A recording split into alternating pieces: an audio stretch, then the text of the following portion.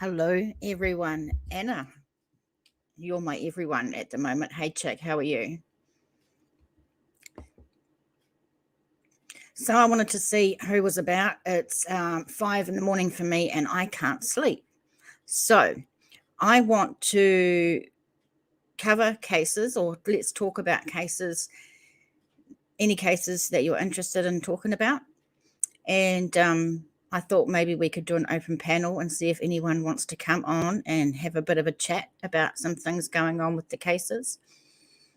I'm hoping that some other people will come in shortly with a bit of luck. If not, I'll just shut the damn thing and that'll be that. But noon here, hey Pam Smith, it's 5 in the morning and I haven't been able to sleep. I've put a couple of videos out and yeah. So I thought I'd come on here and why not?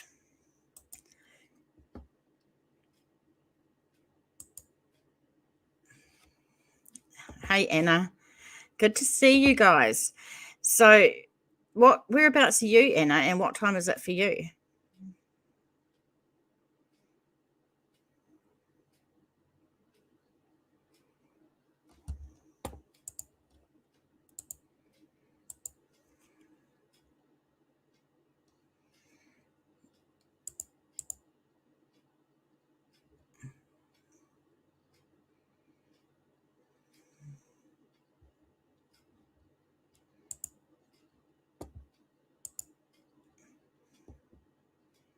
$11 a.m. Fair enough. That's not too bad for you guys. Pam says, oh, my darling, yeah, that's what I've been doing is sleeping. I'm usually insomniac. I actually have like trouble with insomnia. And then sometimes I also get chronic fatigue and have problems staying awake.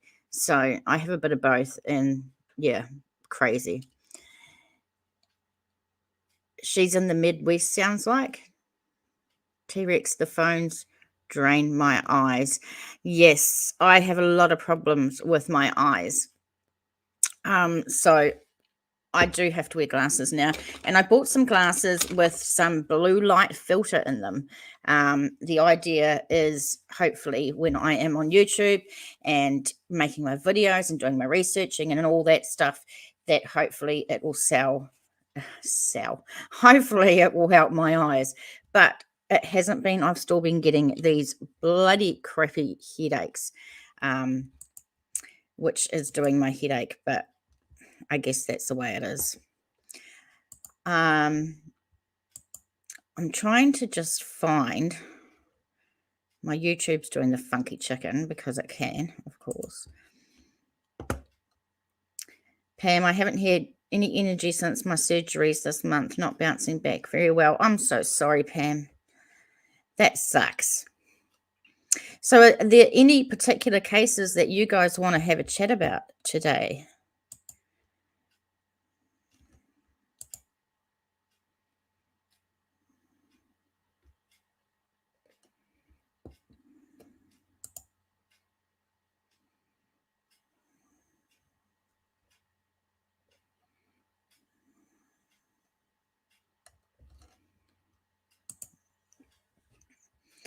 Yep, the babies in my last video. Did you see my last video?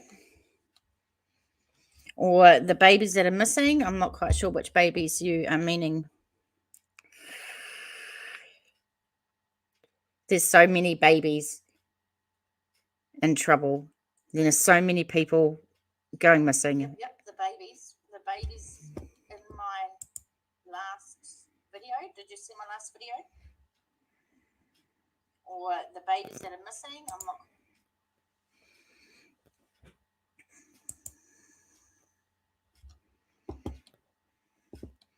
I had a great nephew die that way just 4 years ago. Oh, the twins. Of course, I've seen your video. I know, Pam Smith. I know. So if you haven't watched my latest video, I did a video about 2 twin babies that were 90 days old that were killed in New Zealand. The family at the time all stuck together and refused to call the cops. Donna, welcome, hon. I know it seems so bad at the moment, but thanks for being here. So the twins were killed, 90 days old, and the way they were killed was absolutely disgusting. They suffered horrific injuries, horrific head injuries. The parents waited hours before getting any help or medical help to these kids, and they actually went to McDonald's on the way to the hospital, even though their kids were obviously in a very distressed state. And in the end, the father was charged with the murder of the boys, Chris and Crew Kahui, but he was acquitted. And apparently the jury only took less than a minute to deliberate before they come back with it. So basically, after that, no one else has been held accountable for the murder of these babies, and it has gone unsolved. So that's the last video that I have posted on my channel. It's quite distressing. So there really is a warning if you want to watch it. Donna says, hey, TJ, so much sadness. Yes, it is. We call that baby shake syndrome. Yeah, they don't know whether the baby was shaken so bad or whether they were thrown at a wall or something. But yeah, just absolutely devastating. And after seeing the laundries and how they shut up shop and that's what made me sort of think of this case and how disgusting it is and how it was done the same as well. Donna says, oh my God, TJ, that's beyond horrific. How did they get away with that? That's what the point is. How the hell did they get away with this? How on earth did they get away with it?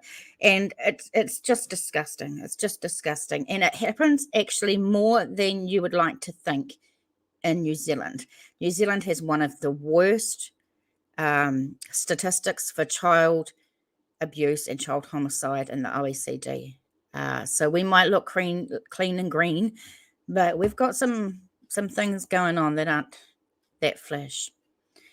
Pam says his father was charged too, but I don't think he did it. I think his mum did. My niece was exhausted and is a diabetic and needed a break and shower. Okay. 1 minute they are innocent. 1 minute. Yeah, I know. Have you ever heard of a court case with a man being charged with murder for killing two 90-day-old babies, and the jury only take 1 minute to decide that he is not guilty? That blows my mind. Absolutely blows my mind. I know it was dreadful. So if you do watch that latest video, yeah, there's some not nice stuff in it. So make sure you don't watch it if it's going to be a trigger for you. Pam says, not my niece. I think the parental grandma did it. Okay. 3 months old. Yeah, I know. 3 months old these little boys were. Do they have money? I don't know. I don't know. Do me a favor. My YouTube is playing up because it's been a pain. Can you tell me if you see a join button underneath for membership? Can someone tell me whether they see that or not? Because I can't see. 3 months old was how Quincy was as well. Oh, how can people put their hands on a baby? On a baby. Do you know what? I had a couple of times, had 3 children, and there's been a couple of times that when the babies are young, they cry and they cry and they cry, and you can't figure it out. And the best thing is to put it down somewhere safe and just walk away. If they have to cry for a little while, that's okay, but you remove yourself from the situation to the next room and calm down. You know what I mean? There's a subscribe button. Why we can't see you? Yeah, I didn't want to go because it's like 5 o'clock in the morning, so I didn't want to go on at 5 o'clock in the morning in my pajamas with my bed here. Just saying.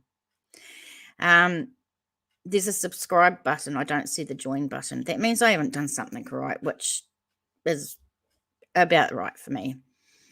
So, is there any of you that want to come up on screen and have a chat? You don't need to show your face. You can just have your audio like me and have a chat about some of these cases. We've got to go over some of the stuff that was found out in the last day or so about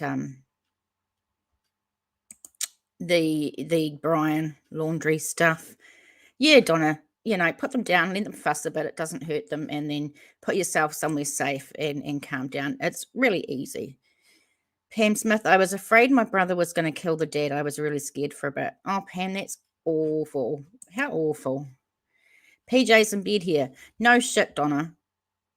I thought when I got my hair cut, like really short, that I did it because it would be easier to maintain. I could just get up in the morning and just sort of put some water in it and go. I can do that, but it's hard because when I get up, I look like Bart Simpson.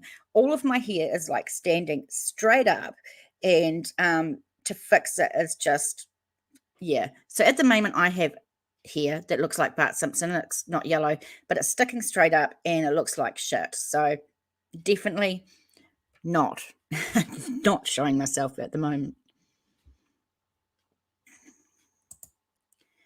Not me. I'm too quiet and need the fan on. That's all right. Donna, I don't care about that. Don't care about what? PJ's in bed here. The dad died on the inside this year. Oh, okay. I love your hair, TJ. Thank you. I love it too. It's great, except in the middle of the night when I've been trying to sleep for like hours and hours and hours because it's 5 a.m. TD, welcome to the channel. We're just chewing the fat, really. We're not talking about anything much. We're just chatting. T-Rex Pam said, but he only got 14 years to begin with. One of the things that really pisses me off in New Zealand is these people that kill and abuse children get the shittiest sentences. It is no deterrent for any person not to do it again. And that really annoys me, and it really annoys the whole country. We don't know why it is, but it's just wrong, I tell you. Donna says, I bet you'd be the cutest Bart ever. Righto, lady. TD, short hair is never easier than chin or shoulder length hair. Yeah, well, I know that now, TD. I wish I'd known that when I got my hair cut all off, but that's okay. No, it's not quite a buzz cut. You'll see me on another time, but it's not a buzz cut. Pam, I know a young kid, 1920 at time, killed his 2-year-old stepson. He got life. The baby that died saved another's life who needed a heart. Oh, isn't that gorgeous? It's so nice. What do you guys think about being donors? Are you donors? Is that something you've ever thought of? I know I am, but I don't think there's any part of me that would be any good to anyone else. But I definitely am a donor. But it is nice when you think that lives can be saved, or how many lives can be saved with being a donor. It's just a question to see if anyone is into that. Donna, you're a donor? Awesome. So today there was some stuff going on, or today and yesterday. I don't actually know what day it is for you guys, but there was some stuff found at the reserve yesterday. Have you guys heard of that? What was found and what went on? So firstly, I think it's JLR, Jonathan Lee Riches, was at the reserve, and I know that he found a water bottle that belonged to Gabby Petito. It was a photo of it taken in a van, so they knew it was a bottle. So they called, this is all on camera too. They taped it and filmed it, and I watched it. They called the cops, and the police came out there. Good old Northport PD, who do so well, came out and seen the bottle and said, no, we don't want it. So that was like, what the fuck? Why don't you want it? This could be evidence that you've left behind. I mean, they didn't shut it down for long to collect evidence. Anyway, I know that people got contacted later that day and asked to bring it to the Northport police station, and that's what they did. So now the feds have the bottle. And it says, I can't be. I did stuff when I was 15. I didn't know I got sick for 10 years. Oh, wow. All this happened in my hometown. I'm sure other babies were saved too. Absolutely. I think donors can only not only give just one thing. I think like they can give eyes, and then they can give livers and kidneys and skin. And it's a bit gory when you think of your loved one getting cut up. But yeah, well, this is not going to get monetized. We know that now. Oh, God. Oh, I seen a post yesterday. If it were my daughter's, I'd want it. Well, I think that the feds should want it straight from the start, because it could be part of the investigation. So, I mean, we've seen them mess up on camera and say they don't want it. And we've found out that they've asked for it and it's been handed over to them. Finally. Then we heard reports that they had found bones. From what I've heard, they were alligator bones or animal bones, but that's not confirmed. That's just something I heard off another channel, so we'll have to go looking for that. Also, at Fort DeSoto, because this was at the reserve at Carlton Reserve near Myakatchee. Anyway, so at Fort DeSoto, where they went camping and where Dog and his team went looking in that, a guy was fishing today, just fishing. And what did he pull up? A gun that was wrapped in black tape. And yeah, he just fished it out of the Fort DeSoto. So that was a bit crazy. So I'll try and get you pictures of the gun soon. In the reserve, they found a yellow rope, and it looks to me, I'll try and get your photos soon, guys, but it looks to me like a rope that you would use for a foot swing. And people are calling it a noose, and it's not, to me, doesn't seem like a noose at all. But yeah, crazy. So I'll see what I can bring up anyway.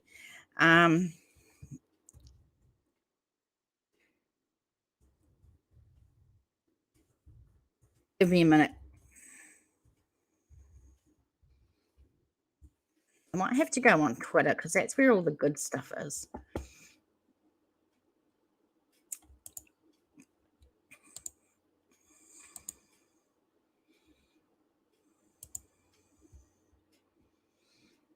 Okay, I'm just trying to work out how I put an image up, guys. And then I might be able to show you. Okay. I'm not very technical at 5 a.m. in the morning when I haven't had sleep. So just give me a moment. I'm trying to see how I can actually show you.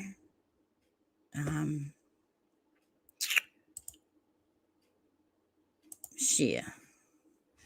Maybe I could do it over here.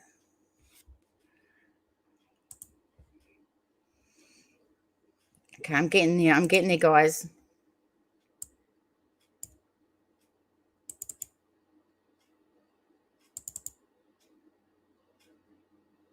Aha. I found a pic of this gun. So, before I show you, T-Rex, Pam, Jason, the boy who did, had a hard life, not making excuses, but his dad died after having a heart attack and wrecking his car. And then for years, their stepdad abused them in any way imaginable. Oh, that's terrible. Donna, what will be interesting is what the notebook says that the FBI found with Brian's backpack. Yes, we're so hoping that we get something out of that notebook. I'd say they would be really drying it out, like FBI style, drying it out. And I don't know if they'll ever release them, to be honest. I don't know what the FBI will release in this case. When it was discovered his stepdad was abusing them, the coward wrote a note and shot himself in the front porch. Okay. Oh, and I'll let you know about the note soon. So I'll try and show you this gun, but I'm just not sure how.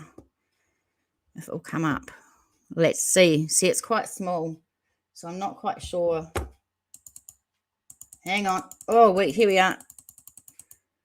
That's the gun that was found at the bottom of Fort DeSoto. So very interesting. Now, the thing is, people are saying, May, it must have been Brian's. It must have been Brian's. That was what he was doing when the family went to Fort DeSoto. He was getting rid of a gun. But didn't they kind of think that he shot himself in the reserve? So I don't know how he could have done that without this gun. But just saying, just saying.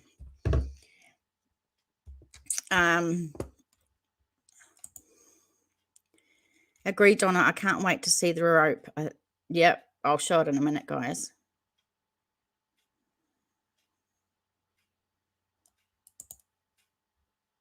Oh, not the one in Gabby's photo. The gun. Well, I found out that the gun in Gabby's photo was actually not real. It was just a lighter. That's what I heard. Sorry, I'm sharing the screen, and that's not the screen that I want you to see.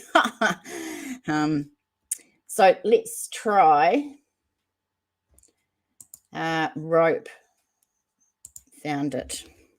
Rope found. Oh, nothing's texting. Nothing's right. Start again. Rope found in Carlton Reserve. I hope this gets it.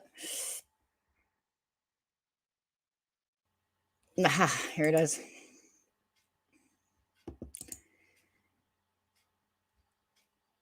You're going to laugh about some of the other things I'm going to tell you. So I don't know. Can you see this rope, guys? This is the rope that they are saying was a noose, but this does not look like a noose to me. Piss off. Yeah, this does not look like a noose to me. It looks like a foot swing or something else. I mean, if this was a noose, it's a bit far to the ground for one thing, quite far to the ground.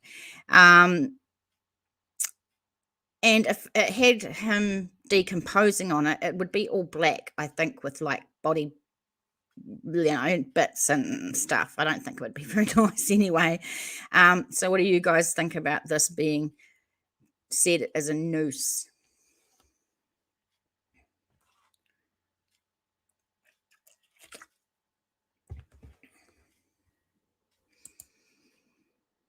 Donna, you see the rope? I agree. It looks like a foot swing. Absolutely.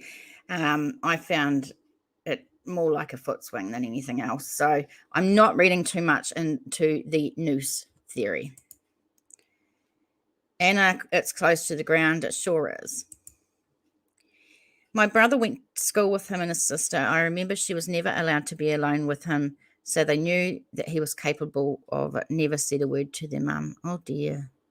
Hey, Julie, welcome. Not a noose. No, it's not a noose, that's for sure. So if you see clickbait on some stations, some channels saying they found a noose and they want to look at the noose, I just don't think this is called a noose.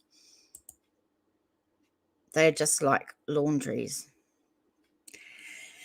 Yeah, well, there's a lot of cases around the world, and especially in Christchurch, in New Zealand, I should say, where people, quite a few cases, we've had quite a few cases in the last couple of years where babies have been killed and the whole family have just claimed up to not say anything, which I think is disgusting. But it happens everywhere, apparently. So it's not just America. It happens over here in New Zealand as well. Blows my mind how people can do that. Blows my mind. How are you, Julie? It's 5:30 a.m. I haven't slept all night for some stupid reason. My insomnia has kicked my ass. So I decided to come on here and see who is about and see what we want to chat about. So did you guys see the drink bottle? Let's see about that.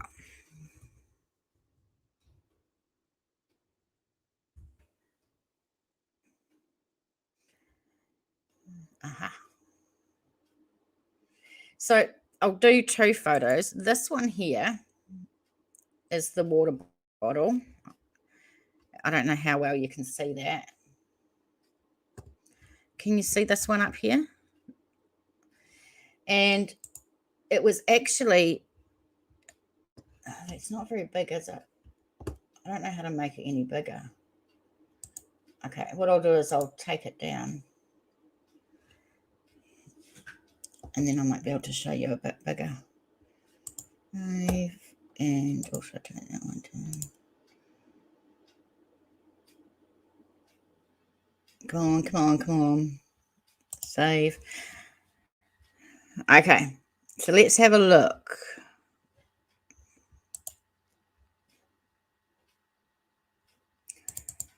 So this is the bottle.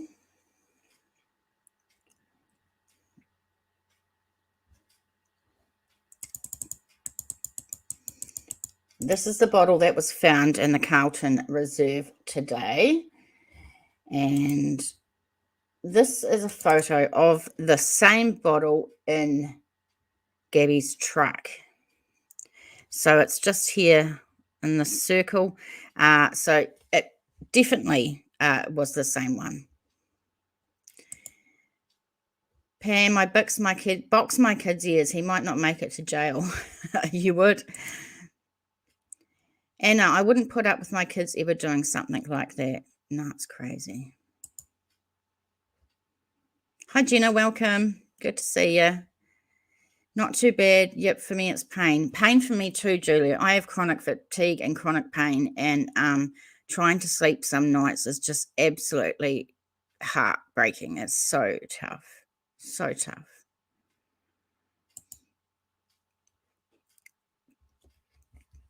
So I know that one of the channels on today had someone from Dogs, the dog man, Dog the Bounty Hunter, had one of his team on her site or her channel, and apparently Dog is off on his honeymoon finally.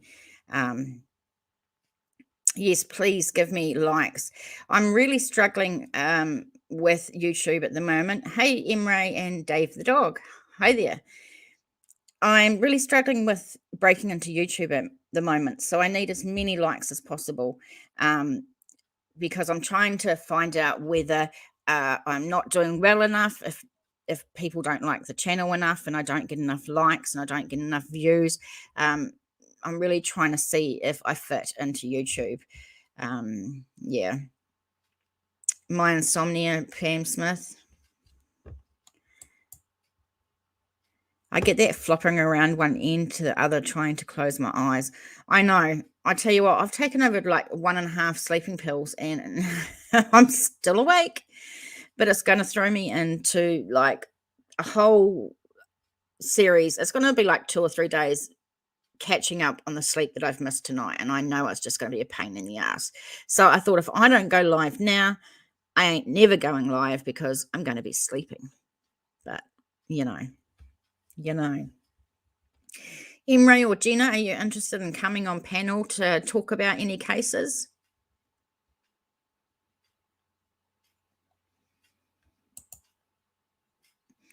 I was up all night. I got nerved up last night. What's nerved up? I'm not quite sure I know what that is. My insomnia is how I met you and friends. Yeah. Insomnia is a bitch of a thing, to be honest. I'm glad to see a couple of new people in here. I'm TJ. I have a channel called New Zealand Mysteries where I post videos of mysteries in New Zealand and around the world. And I also go live sometimes and chat with a few of my friends. It's fantastic. And I'm stressed out. Oh, I'm sorry to hear that. That sucks. I don't like being stressed out or having my friends stressed out. It's not good. So actually, I thought we might look at this camera, at this a bit more while we've got it on. This is the back of Gabby's van. It's actually the first time that I've actually seen. That bed looks really small. I don't know how they would have slept in that. Was hoping they released Brian's cause of death soon. If they find it, that is the thing, if they find it. So they've sent the bones to an anthropologist and hopefully they can find out the cause of death and the manner of death. That's what we're waiting for. There was a lot of talk today and a lot of YouTube rumors going around, which is just mad on YouTube. They were saying that Nancy Grace went onto Fox and said that apparently the DNA didn't match. Now, let me say, Nancy Grace worded it wrong. It was said because the DNA has not yet come back and it's too soon for that. So don't know why people believed it, but that's what they do. Little Dave was under the recliner and my dad didn't realize it and his little tail got pinched in the mechanism. He's okay. I think we all got scared more than anything, but I stayed up all night. Oh, I would too. That's sad. I felt like a bad dog, Mummy. Oh, don't feel too bad because accidents do happen. There's nothing worse than stepping on your animal's foot or toe or getting them in the door and they have that loud screaming or, breaks your heart. So I know exactly what you mean. Yes, T-Rex, we wanted to stay online. Yeah, I don't know. I've asked another couple of YouTubers to reach out to me and just ask them, how long did it take you to get anywhere kind of thing and get your fans built up or your subscribers built up and am I on the right track and everything. I just think that the YouTube algorithm hates my face, basically. Oh, I know what you mean. He screamed. Oh, bless. He's okay now. That's good. Oh, that's good. Sticking close to you. See, do you know what the good thing is with dogs especially? It doesn't matter what you do to them. They're going to love you anyway. Even if you accidentally hurt them, they're still going to love you. Sorry, Emre, I feel the same way when I do something like that, praying for your fur baby. I have a case I want to ask about, but forgot their name looking it up. Oh, awesome. Yeah, if you get it, have a look and we can have a discussion, have a look about it. Emre, I can share you on Twitter. Oh, that would be lovely, Emre. Welcome to the family, and I thank you so much. I appreciate it. Yeah, Jenna, if you have a case or if anyone else has a case, we can do some research between ourselves and see what we can find on particular cases. See if there's any updates. Now, what I haven't done is have not looked at updates on the missing 4-year-old. Did you guys know that I actually did a video all about the missing 4-year-old in Australia as well, Cleo Smith. So I did a video and put all the information together.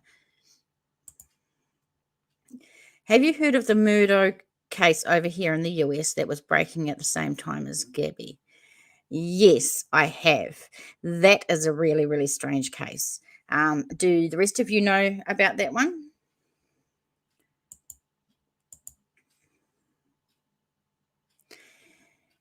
Julie, it can take ages with YouTube. It is about the shares to other social media platforms. If we share on Facebook or YouTube, does that help your algorithm? Yeah, it was. Yeah, well, if it puts more people coming to see me and watches me, and hopefully that they like it and subscribe or whatever, anything to put the channel out there. It was great. I watched and shared yesterday. Thanks, Julie.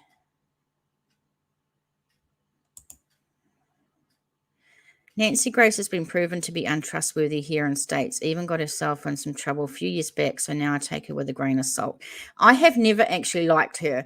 I think she yells, I think she interrupts people, and I think she's rude, and her voice just grates the hell out of me for some reason. I just don't like her. So I think she got misinterpreted. I think she said that there's no DNA match, and that's because the DNA results haven't come back yet. DNA takes a while. They don't just take a few days, and I know that it's Sunday there, so I know it doesn't count out on a Sunday.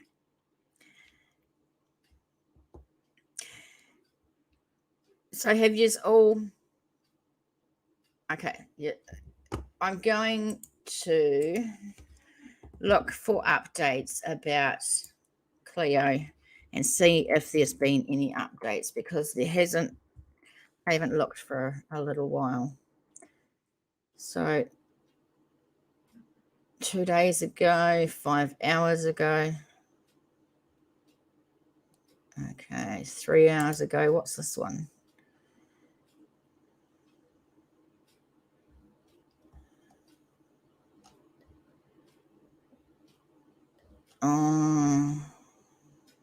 They've just given another interview. The poor things. See, over in New Zealand and Australia, it's not usual for people to speak to the media.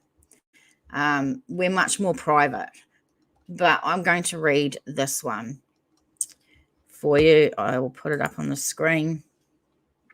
So this is an update. The search for Cleo Smith, Mum Ellie and stepdad Jake give heartbreaking new interview. It's one of the biggest police cases in recent WA history, the search for missing WA girl Cleo Smith. Officers are working around the clock to find the 4-year-old who has not been seen for 10 days. Her parents are desperate for answers and they want the public's help. Hey, coming in, welcome. Please hit the like button. Speaking exclusively to Seven's Flashpoint, Cleo's mum, Ellie, and stepdad Jake said they were worried and scared about a lack of solid clues explaining what might have happened. We've just got to keep going. We have a young baby as well, Mum said. We've just got to try and keep positive. Every day is harder, but we're hoping by being here, doing the interview, it will help find her. We want her back. Along with police, Ellie and Jake are now certain Cleo was abducted and is no longer in the immediate area of the Blows Hole campsite. Whoever's watching, if the person who's watching this has Cleo, we want her home, Ellie said. We want her to be home with our baby. We want her back in our arms. If you are subscribed and you see this video that I released about Cleo, please share it to anyone you know that is in Australia. That Australia needs to be looking out for this baby. The pair are no longer at the Blowholes campsite, having returned to Carnarvon while investigators continue to do their work. Neither of them has slept since Cleo went missing in the early hours of October 16. It's going on 10 days, but it already feels like an eternity, Mum said. Recounting the events of the night before her daughter disappeared, Ellie said she put Cleo to bed around 8 p.m, tucking her into a sleeping bag and making sure she was warm enough. It was going to be quite a windy night and it was overcast, said Ellie. We just tried to make sure she was safe. In the middle of the night, Cleo got out of bed and asked her mum for a sip of water. The last thing Ellie remembers saying to her was go back to bed. The young mum said she hit panic level as soon as she woke up at 6 a.m. and realised Cleo was not in the tent. When the police were asking us to go through everything, I just remember thinking, how did someone come into that tent and take Cleo, she recalled. How could someone feel that they could do that to someone else? I just feel sick. Oh, gosh, don't you just feel awful, awful for this family? So, in one of the articles that I read out on the video that I produced today, Western Australia Police are saying unequivocally the parents are not suspects at all in the disappearance of Cleo. And there was also a passage that I read from an article that said that the parents have received a lot of shit from social media, and they are accusing the parents of doing this, and it's absolutely disgusting, some of the messages they're getting, and I don't want that. I don't want speculation about the parents. There's no proof that the parents had anything to do with this whatsoever. Yep, she was just gone. She was just gone. And the zipper on the tent part where she was taken from was way too high for her. She couldn't have reached it. And her sleeping bag is missing as well. So they know that there's hills and there's scrub and it's hard terrain. There's nowhere she could like walk with her sleeping bag. And she wouldn't. She's just too little. I heard yesterday they are looking for info about a car that was witnessed leaving the campsite. Yep, that's right. They are looking for a car. The thing is, though, they don't have a description of the car, which is really weird. So I don't know how that's going to help. Haven't heard of it? Just check out one of my videos when you can, Anna. Beautiful little girl. I seen an article, think someone was watching them and followed them from hometown or an area.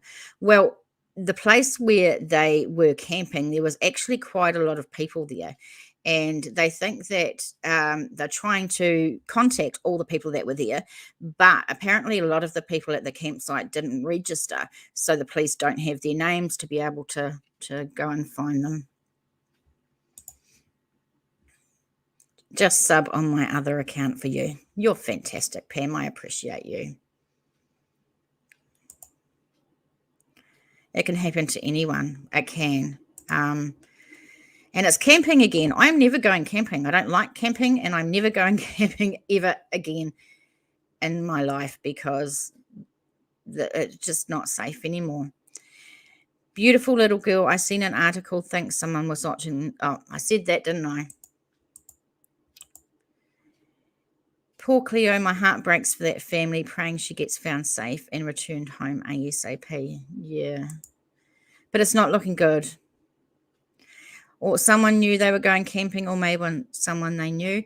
I just wonder, if someone from that campsite was watching them and they seen them set up their tent and they seen them put the babies in one part of the tent and the parents were in the other part. And I think it was just an opportunity or a chance. That's what I think anyway. Yeah, check them out, Anna. Hey, Trudy. Yes, I know. What the parents are going through, I just couldn't imagine. I couldn't imagine. It is so, so damn sad.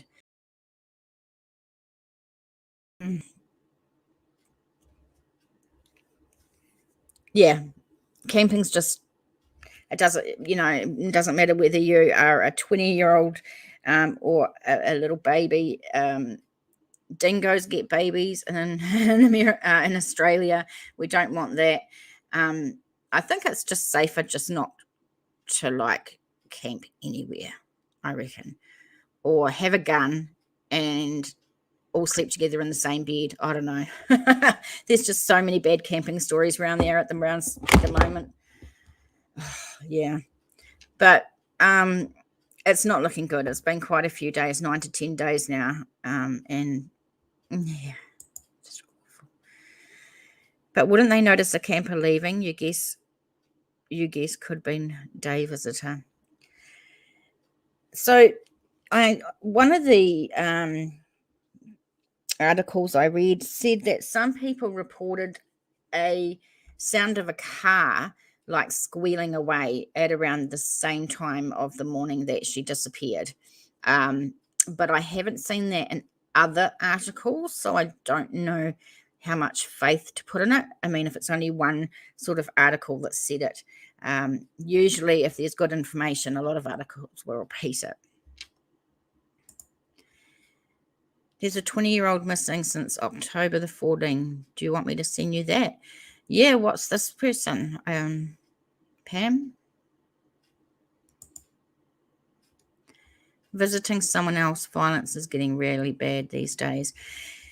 Even in New Zealand, it's getting bad. I mean, I never want to go to America. I'm too scared to go to America.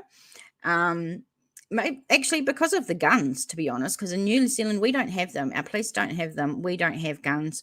Only gangs and hunters have them pretty much, or sports. But that's it, regular people don't have guns. But yeah, America's too much for me. I'd be too scared to walk out the damn door. You've seen it you've seen that in several? Oh, okay, cool.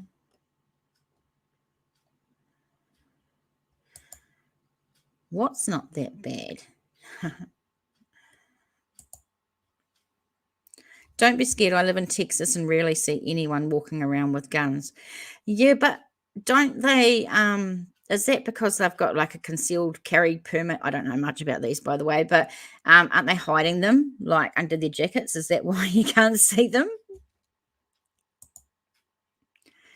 Oh my God, no guns. I wish they didn't here. It's way too late for America to try and get rid of guns. I grew up around them and knowing to respect them. Yeah, no guns here. No guns for me. Not a fan. But that's because we haven't been brought up with them. I mean, I've never held a gun. I don't know any of my friends or anything like that have ever held a gun. No, TJ, it's not like that. You don't think so? That's just the opinion I get from America. And just remember, a lot of the crime shows and a lot of the YouTube channels and a lot of, I watch and get my information about America from. And all I get and see is crime and shootings and school shootings, and not nice for me. Scares me. Did you remember that case, Pam?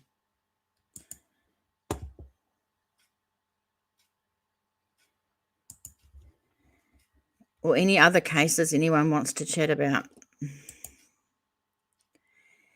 I live in Florida. It's not that bad. And besides, bad people will find a way to commit evilness, guns or not. Yes, very true. You got a point there. Definitely. So I'm going to look at Twitter and see some of the stuff that's emerging on there, because that goes a bit crazy. And I also think Stephen Bertolino is talking to someone today. I'm not sure. He was going to do some sort of interview. My entire family is licensed to carry, but not me, and we respect each other. I won't carry because of my if my Brit carry. I don't understand that. Sorry, honey. The last bit of it.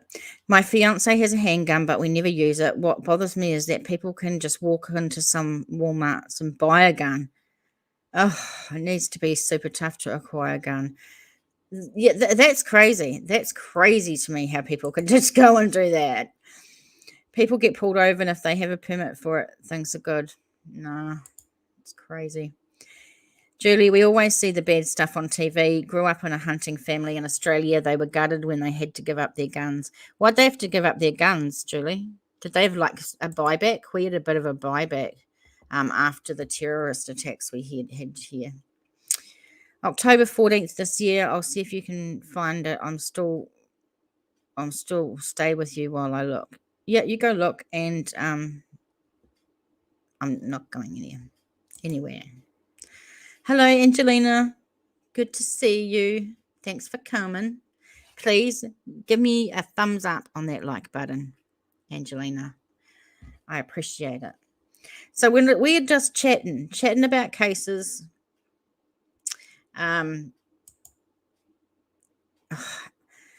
he seems like a very untrustworthy individual.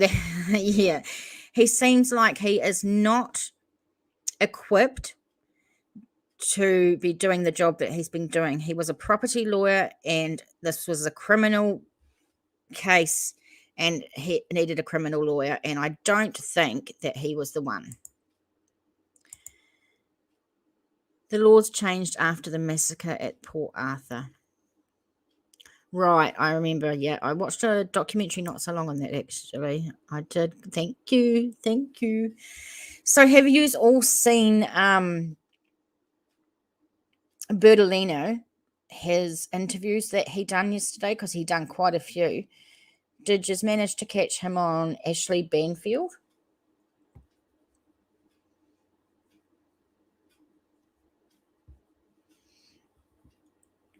The Laundries today left to go to Orlando, and they went with Cassie and the kids to Disneyland, and they are staying there to get some peace. It's not a very popular thing on other channels. They don't think that they deserve peace, but I think that they need to be giving these kids some attention, and I think it's all right. You haven't seen those yet? I might see if I can find one. Because it's funny as shit, really. We'll see what we can find. I think I'll type. Wonder how you spell Ashley Banfield.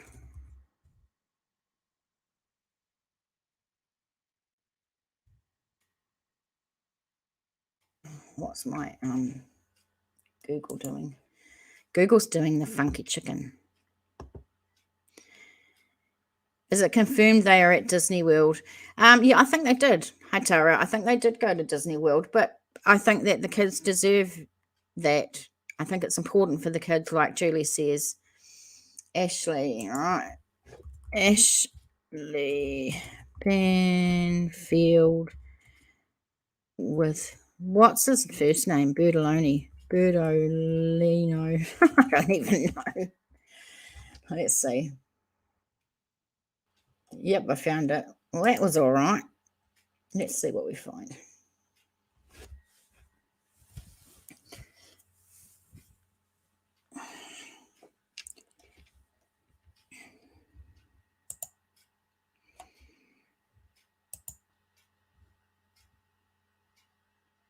So let's have a little look. I tell you what, this guy, I thought he is going to pop. Brian Laundrie may be dead, but in some of his interviews, he gets so mad. Tonight, his lawyer joins me live for tough questions about this blockbuster case. Steve Bertolino, one-on-one. What did the Laundries know, and when did they know it? And why were there so many inconsistencies between the family and the police? I know, Tara. I know what you mean.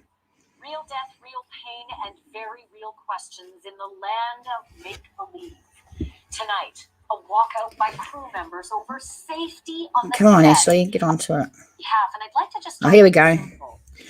When did you become involved with the Laundrie family as their attorney pertaining to this particular case? Yes, good evening, Ashley, and thank you for having me. I would say that was on September 11th. So you didn't speak with Brian or Roberta or Chris between September 1st, when he arrived back in Florida, and September 11th, 10 days later? I can tell you I didn't say that, but I can tell you that any conversations I had with Brian, Chris, and Roberta would be privileged and confidential. What you asked me was, when did I become involved for for this particular case, and it was on September 11th. So then presumably before September 11th, if you had conversations with them, say September 1st to September 11th, those 10 days, those would not be privileged because you hadn't been retained as counsel? Well, that's not true either, because I've been the Laundrie family attorney for well over 20 years. So any conversations I have with them with respect to legal matters will be privileged and confidential. So when Brian came home to Northport on the 1st, as is evidenced by a card reader, a license plate reader, seeing the white van coming home, how did you have your first engagement with the family? Was it a family meeting? Was it a conference call? Like, how did you first connect with them after he had returned? Again, any conversation I've had with Chris, Roberta, and Brian, was by telephone. But the dates and what we discussed are all attorney-client privileged and confidential. And I'm sorry to say that I can't speak about those things. Counselor, I fully understand that you cannot reveal those privileged engagements, the content within. I'm just sort of going around the contours of it, if you'd allow me to. And that is that I'm just curious about... He gets so worked up. She pushes him so hard. He gets so worked up. That's correct. He has a vein trying to escape from his forehead. No, they haven't always been in Northport. They lived on Long Island for many years. I don't know exactly how many years they've moved down to Florida. Sure. But, understand. I just mean for the purpose of this particular engagement, say from September 1st on, you did not go to Northport to engage with them. Donna, thank you so much. You are so lovely. Thank you for the coffees. I appreciate it. Telephone, text message, Mwah. or how should we say, FaceTime. Or sort of these group Zooms? Did you have like the family, group FaceTime or the group Zoom like this? No, we didn't. We didn't do something like that. Conference calls? We've had a couple of conference calls, yes. And when you had the conference calls, I mean, I'm just thinking of myself as a mother. And if my son were, engaging with our attorney, it would be difficult. And I was curious about how Mrs. Laundrie's reactions were, how she was digesting. And again, you don't have to tell me what you were discussing. I understand that's privilege. But just the reaction, the nature, and the sort of taking all of the information in real time. How did she manage that? Ashley, I don't want to give you an interview where I can't answer any of the questions, but it seems like most of the questions you're asking are going to border on the attorney-client confidentiality. Thank you so much. I really appreciate it. If you're asking me, in general, what has been, Roberta Laundrie's demeanor and disposition over the last 4 or 5 weeks, I can tell you she's been very upset. She's, again, been distraught, and in the last couple of days, she's grieving. Fully understand. And again, I'm not going to press you on what was said. I'm, again, trying to go around the outside as best I can to get the color, the essence, and the feel of what the family was going through in those early days between September 1st and September 11th when Gabby Petito was declared missing.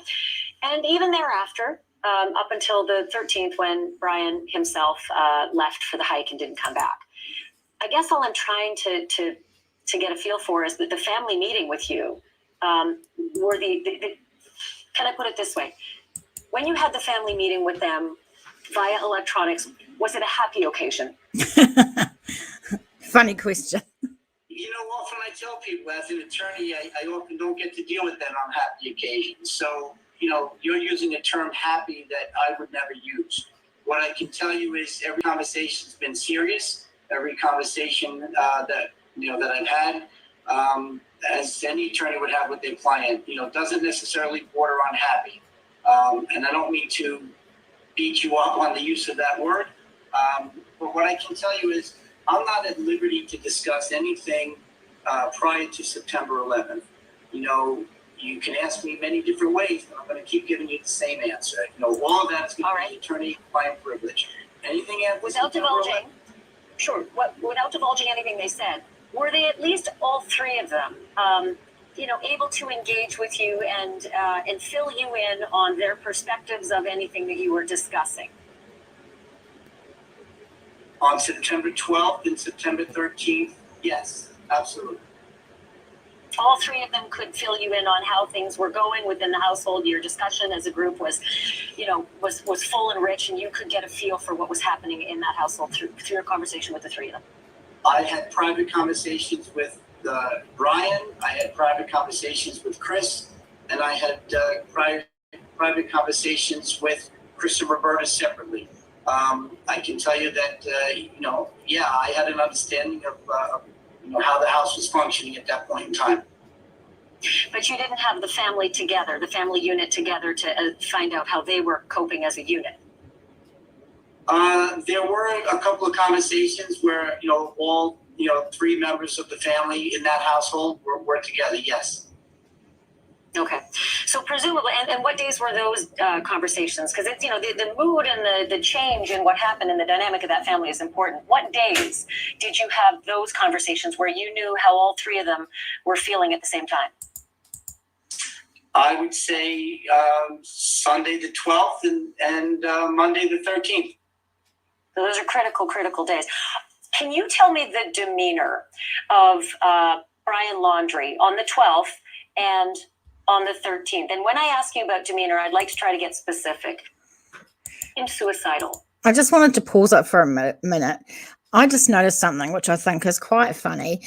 You know how it's got the blue scrolling at the bottom of the page under the interview? It just said of a small 5.6 earthquake we had in New Zealand the other day, and they actually mentioned it. So we got the news. I think that's pretty cool.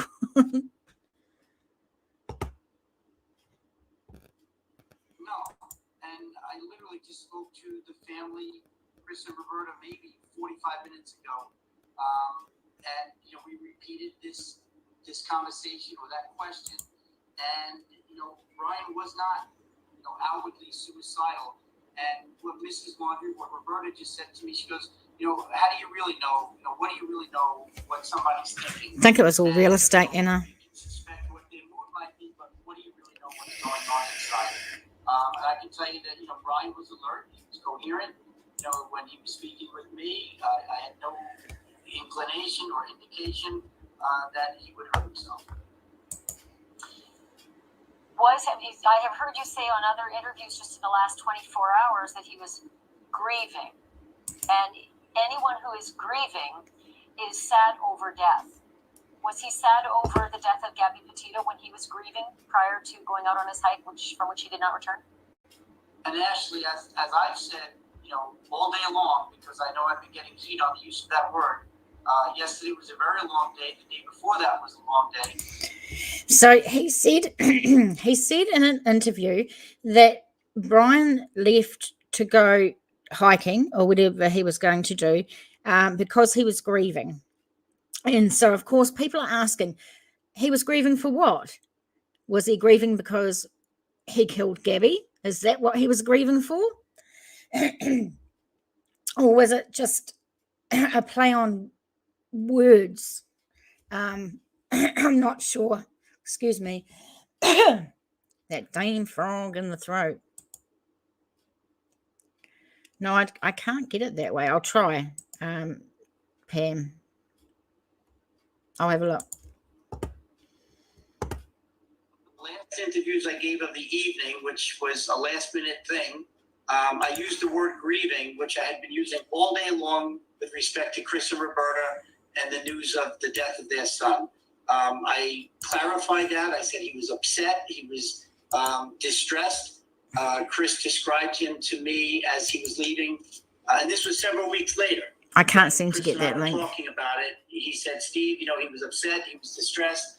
I knew I shouldn't let him walk out the door, but I couldn't stop him. I used the term grieving. It was probably a poor choice of words, and everybody has pounced on that and said, well, what was he grieving? Who was he grieving? Grieving was, used by myself multiple times yesterday with respect to Chris and Roberta, and it was a poor choice of words to be using for Brian. So did Brian know that Gabby was dead at that point? I can't answer that question. What Brian knew or didn't know would be privileged. It would be confidential, and certainly not something I can discuss now. And respectfully, Counselor, I understand your privilege, but as a journalist, I do have to ask: did Brian kill Gabby? That's it's a tough question to answer. That's a tough question. To my knowledge, it's a tough question to answer, but I've got to say no, even if I knew that he did. Oh my God. I can't say that he did or didn't. I'm sure the FBI may be able to fill those answers in at a different time. Do Chris and Roberta Laundrie know if their son killed Gabby? I can't comment on that either. I mean, what Brian told, when I say I can't comment, you're asking me what the parents knew, what their son told them. I do not know.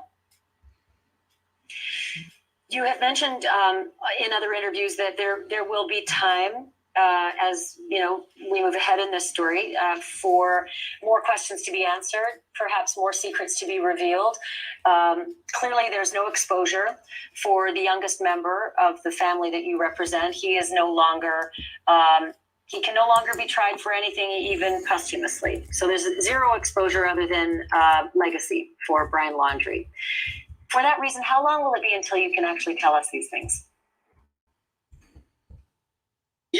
As I said, there are some unanswered questions. There are some issues that need to be resolved. There are, charges out there still in Wyoming. There are certain things that I even discussed with the FBI today with respect to Chris and Roberta that still have to be resolved. There's been a lot of accusations. There's been a lot of finger pointing. And, those issues will be resolved in the coming days, weeks, or months, however long it takes. This is just wrapping up in the last.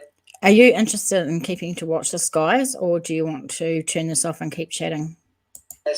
48 to 72 hours, and we're going to need some more time to work through this. Mr. Bertolino, what do you expect is going to be found in the notebook? Because the Northport police are saying that it is indeed salvageable. I have no idea what's in the notebook. To my knowledge, the notebook was something that was maybe on the trip. I've heard many different things about this notebook. I don't know if Brian wrote a suicide note or if he wrote a goodbye note. I don't know if it was just the notebook that contained drawings. We'll have to wait and see what's in there. Mr. Bertolino, is it possible we might see a confession in that notebook? Again, Ashley, I don't know what's in the notebook. The FBI may disclose what they find in there. They may not.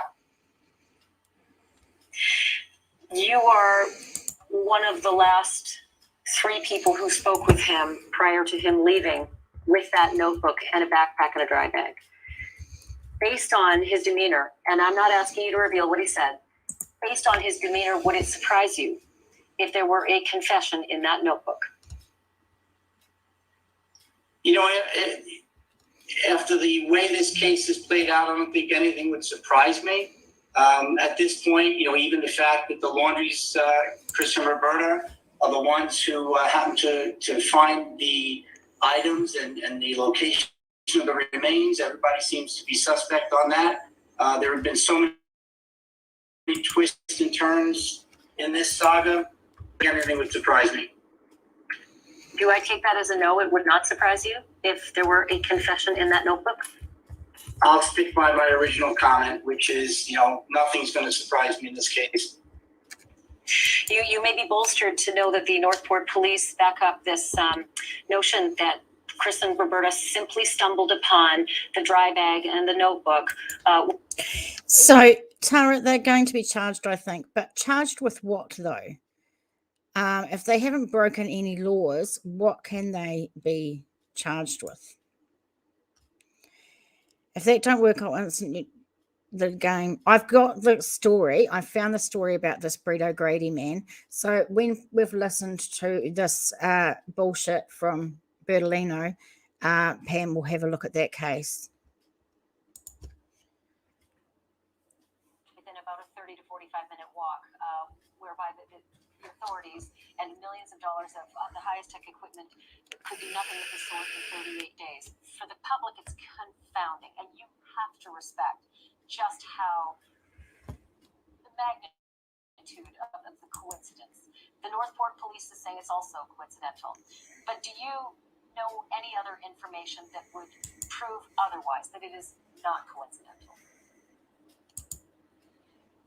You know, literally before this interview, I was on the phone with somebody who, has more information about that than I do.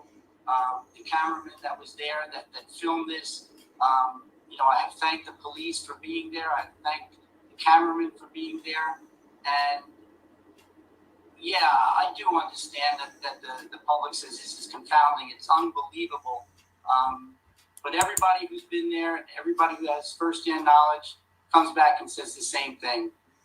This is the beginning, relative to the beginning of the preserve. This is where Brian was known to hike. If he went into that preserve and did something to hurt himself, and maybe he did it right away, it would be expected that he would be found there. So, as coincidental as you say it is, it really is not such a far stretch to say that if Brian did in fact go to the preserve to hurt himself, and he did it right away, it makes perfect sense that that's where it is. The park was underwater. I'm sorry?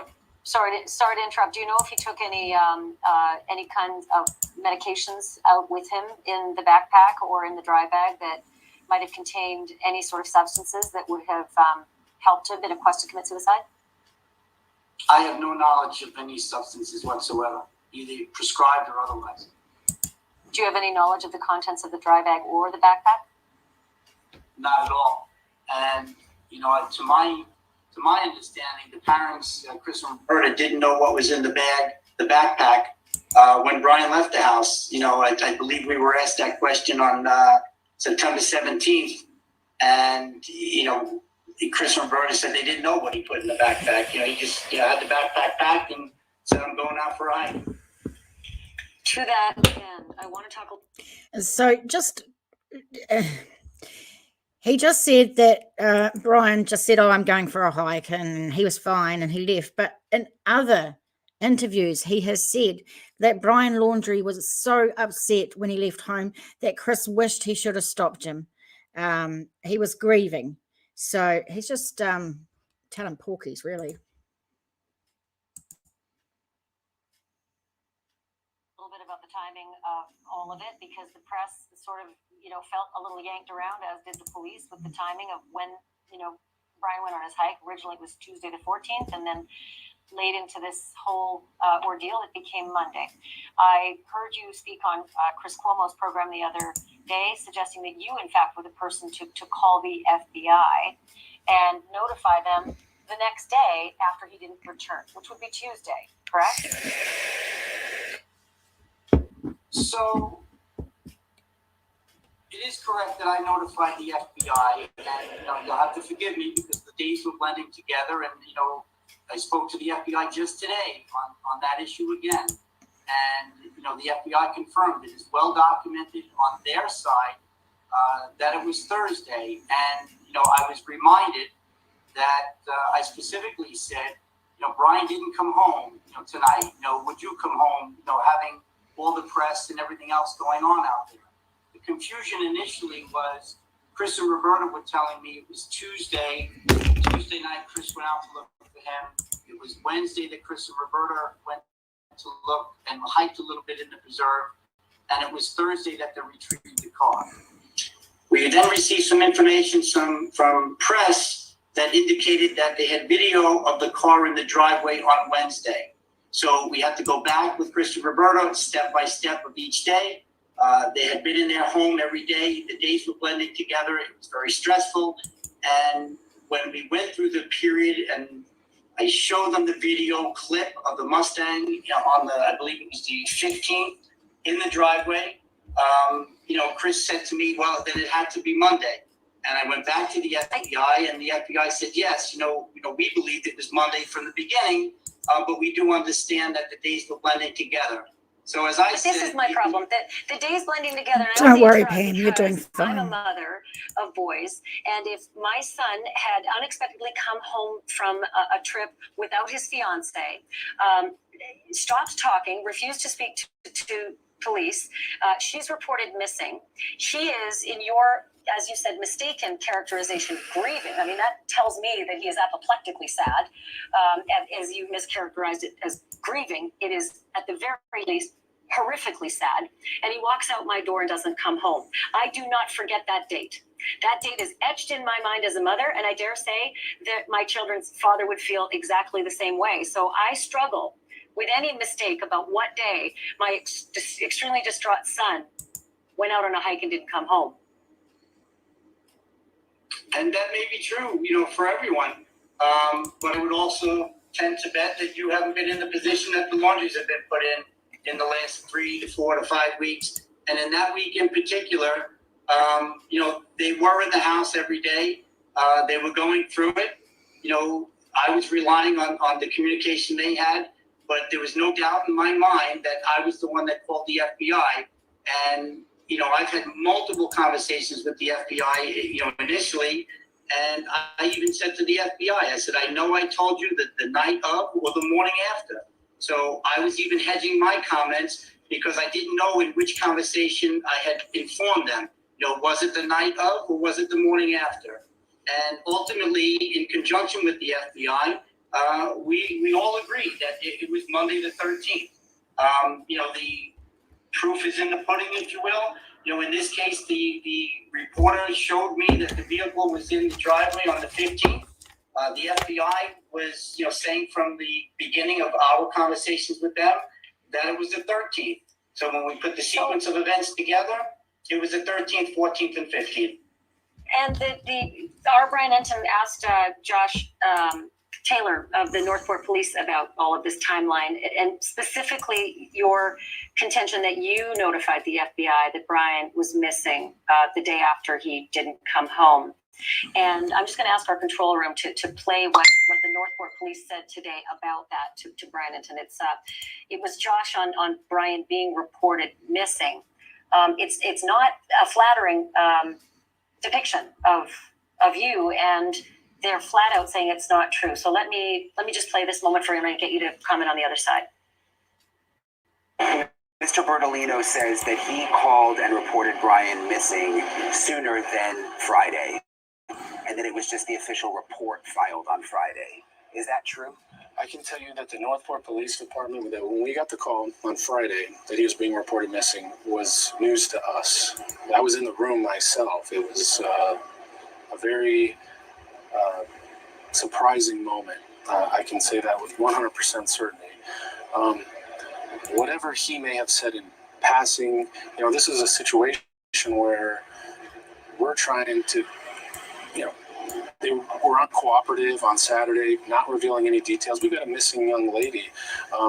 Really, their credibility was, what's going on there. If I'm understanding him correctly, he says that he may have said something to someone in the FBI. I don't know. I don't know if that's true. What I know is that none of our actions and what we've said show that that's a possibility at all. So, Mr. Bertolino, they say the police and the FBI have been in lockstep all the way through this, and that they would have known had you reported it to the FBI. How do you respond? So, Ashley, what I just heard, if you listen closely, is that the Northport police gentleman, Josh Taylor, I believe. I don't want to get his name wrong. Is it Mr. Taylor? Correct. Okay, he should know the name of the cop. Anyway, Angelina, maybe is true, whatever he's saying. Absolutely. There is some stuff that I think he's saying which is true, but the problem is he's saying different things in different interviews and different views and different things in the FBI. He said he told these FBI or the police on the 11th or whenever Brian went missing, he told them straight away. But the feds and the police say they weren't informed till the Friday, not the Monday, the Friday. And that's when they started looking for Brian, because that's when he was reported missing. He's saying that he reported him missing on the Monday. Now, why would they do that if he was just going for a hike? Why would they alert the police if he was just going out for a hike?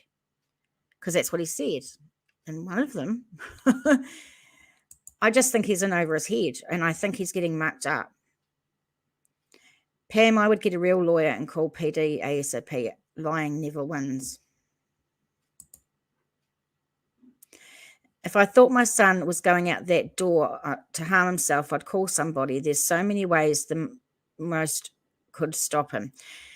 Yeah, but we don't know if he was going out to kill himself, or he was upset because he said he was going for a hike. What I think happened is he went to go for a hike. He went to go and clear his head. He got out there and realized that he couldn't come back because of all the protesters that were around the house. He knew there was no way he could get back to his house, and he decided, well, there's only one way out, and that's to pop himself off.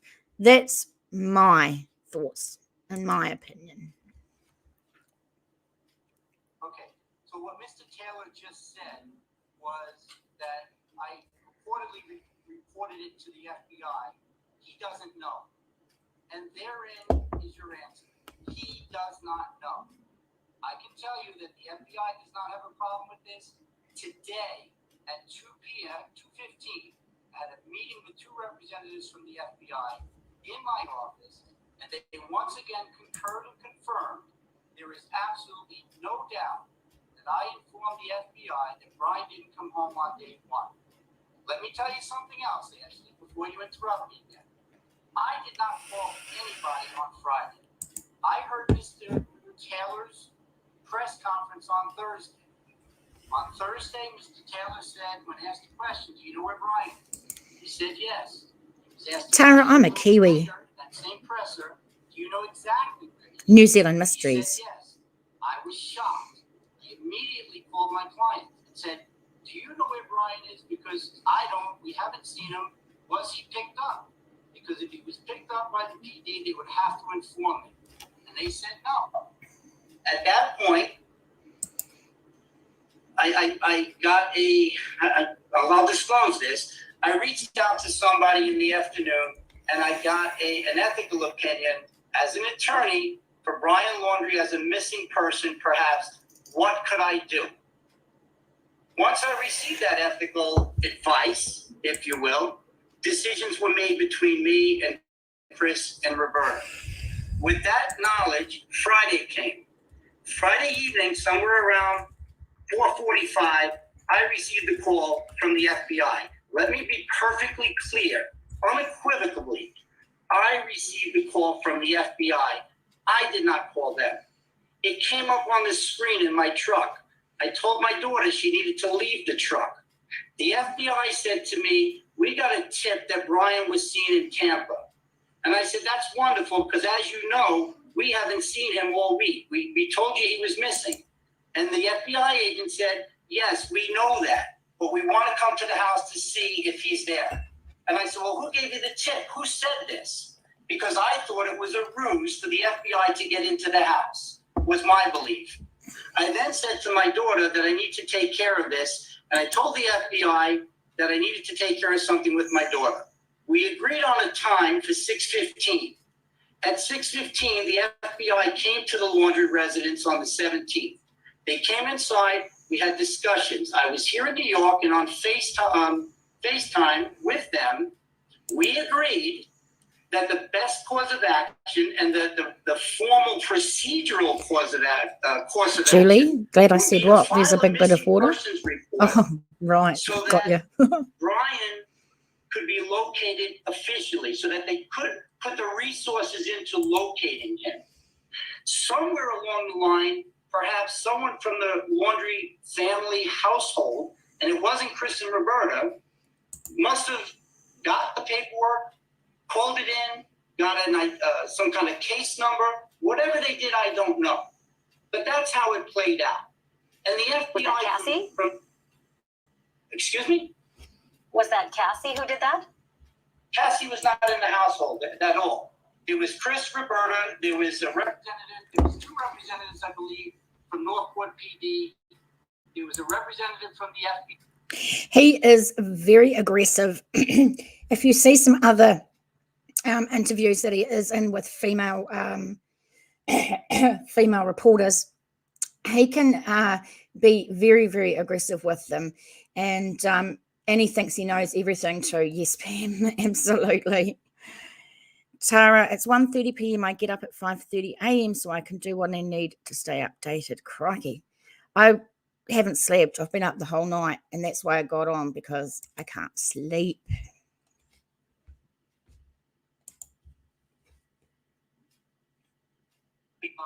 And myself on FaceTime. For 2.5 hours, we gave the FBI all the information we had with respect to Brian. The FBI has never had an issue with this, and if you listen closely to that clip that you just played, you will hear Josh Taylor say, Mr. Bertolino or the attorney may have told the FBI, I don't know. And here's the issue. On Tuesday, Wednesday, and Thursday, nobody from the FBI called me and said, have you seen Brian? On Tuesday, Wednesday, and Thursday, I did not reach out to the FBI and say, we haven't seen Brian. Because quite frankly, we didn't think he was, quote, missing. He went out for a hike. Brian had packed a bag. He routinely went for hikes for days. And it wasn't thought of that he was missing until Wednesday and Thursday, we started wondering, what do we do? And then Thursday, the events unfolded I just told you about. And then Friday, the events turned around with the FBI coming. I don't think he knows what he's talking about. And so you're, just to be clear on this, because it's not, you talked to the FBI and said Brian hasn't returned on Tuesday? No, I didn't say that. I said, Wednesday? no, I didn't say that either. I said on Go, Monday Ashley. when I reported to the FBI that Brian didn't return home. The next No, wait, hold it. Monday, he went on the walk. That's correct. And he never And returned you're home. saying Monday night? You made a reference to him not returning home, or was it the next day you told the FBI? What I said to you was that I had multiple conversations with the FBI during, Monday and Tuesday, Sunday, Monday, and Tuesday. I did not recall whether I mentioned it to the FBI on Monday night or Tuesday morning. The FBI confirmed with me that their records reflected that it was Monday night. So you were talking I to agree, the FBI Julie. on Sunday, even before he went for the walk. And you were talking to them on Monday before he went for the walk. And you talked to them on Monday after he went for the walk? Okay, actually, you're bringing multiple issues together. I'm trying to get clarity, that's all. Just details matter on this one. They do. On Saturday evening into Sunday morning, at 11:30 p.m. on Saturday night, I got the first phone call regarding this matter. At 1:30 in the morning on Sunday was the first phone call from the FBI on this matter. At 8 a.m. on Sunday was the next phone call from the FBI on this matter. It was a different agent. It was on the initial introduction, if you will, of this case. On Monday, 2 FBI agents came to my office to introduce themselves and to discuss this case. On Monday evening, and or in my recollection, Tuesday morning, I reported to the FBI in a normal conversation that Brian didn't return. Upon going back and forth with the FBI on the actual conversation in which that was reported, the FBI confirmed that it was Monday the 13th, that their records reflect that I told them that Brian didn't come home that night. On Tuesday, Now I'm just confused. no, hold on. I was just going to say, On clarity. Yep. On Tuesday, Wednesday, and Thursday, there was zero communication with respect to where is Brian between me and the FBI and myself. Nope. it's all just surprising because Josh Taylor said today they were in lockstep with the FBI all the way along. Even the Northport police chief tweeted out, get us an interview No, with the Ashley, client you are on the wrong. following Wednesday. Play that No, clip but that's what again. they told Let's us do it today. now. That's what No, they told let's us today. play the clip you just played, and let's listen again where he says, "I do Watch not out know." for that bloody Listen thing to coming what out he of says, his I'm Ashley. telling you, forehead. they told Brian Enton today in a whole, it's a 15-minute interview, sir. It's a 15-minute interview, and they said that they've been operating in lockstep with the FBI all the way along. Okay, play the clip you played a moment ago, and let's listen to him say, Okay. "I don't know." You know what? We're gonna wrap that clip up. We I thought absolutely you wanted 100%. That's why you're here. 100%, and we're gonna rack that clip up. It takes a minute or so. I'm gonna go to break, get the control room to do it, and after the break, we'll play it and we'll get the clarity on that. Is that okay, Mr. Bertolino? That's fine with me. While the ads are on, he gets a bit of a surprise when he comes back. Just saying. Her responses are amazing. She did really well. Here we are.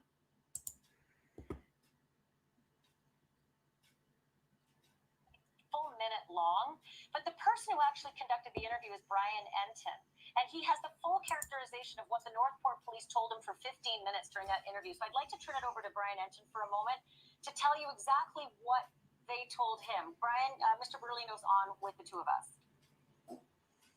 Hi, Ashley. Hi, Mr. Bertolino. I've been in touch with Mr. Bertolino for the last 5 or 6 weeks. Basically, Josh Taylor with Northport Police has said that the way he has phrased it, that they are at the same table, sitting at the same table every day as the FBI, sharing information, constant communication with each other. And I was thinking back to that week when the police chief had that press conference. On that Thursday, the police chief said that he had that he knew where Brian Laundrie was, but it wasn't just that Thursday. That almost every day when I interviewed Josh Taylor, I would ask him, "Do you know where Brian Laundrie is?" And he would say, "Yes, we know where he is." So I was just listening to your conversation between the two of you, and it's just those interviews we did, and not just us, but many outlets were doing them with the police. They were on TV every night, and it's just hard to imagine that the FBI was also watching this and had this information from Mr. Bertolino, but wasn't sharing it with Northport PD. Good evening, Brian. How are you? He took a moment there. Good. Nice to hear your voice, Mr. Bertolino. But I wasn't sure if it was my turn. And Brian, I concur. It would be hard to believe that, right? So 2 days ago, I had a conversation with somebody in the Northport PD to clear the air on this one as well. And I offered to put myself on speaker so that brass could hear it, so that the upper echelons could hear it, that I wasn't trying to, quote, put the Northport PD under the bus when I brought this up. They told me, in no uncertain terms, that they had no idea that the FBI knew about this. They were completely shocked on Friday to learn that Brian wasn't in the house. So, Brian, everything you say makes sense. Absolutely everything you say makes sense. But I will tell you, it is not my responsibility to communicate between the FBI and Northport PD. I can tell you once again, as sure as I am sitting here talking on this screen, the FBI confirmed in my office again today at 2:15. This is a non-issue for them. They have it documented that Brian was reported missing by me to them on Monday evening. My recollection was it was either Monday evening conversation or a Tuesday morning conversation, but I know that I reported it on day one. That being said, Ashley, you told me you would replay that clip. What you chose to do was bring Brian Enton in. I would ask you, respectfully, let's play the clip. Let's hear, not from Brian, let's hear from Josh Taylor once again. I can spare the minute. Let's play it. Well, clarity. we've had 40 with you, but the control room is about to play it. So control room, fire away. Let's roll. I don't know. Let's listen. Mr. Bertolino says that he called and reported Brian missing sooner than Friday, and that it was just the official report filed on Friday. Is that true? I can tell you that the Northport Police Department, that when we got the call on Friday that he was being reported missing, was news to us. I was in the room myself. It was a very surprising moment. I can say that with 100% certainty. Whatever he may have said in passing, this is a situation where we're trying to, they were uncooperative on Saturday, not revealing any details. We've got a missing young lady. Really, their credibility was, what's going on there.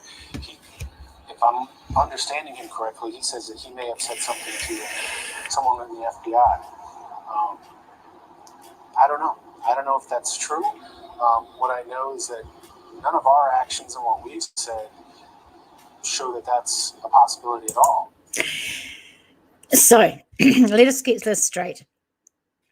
Bertolino, or Bolognese man Bertolino, says without a doubt he rang on the 11th when Brian went for a walk, and he told them that Brian was missing.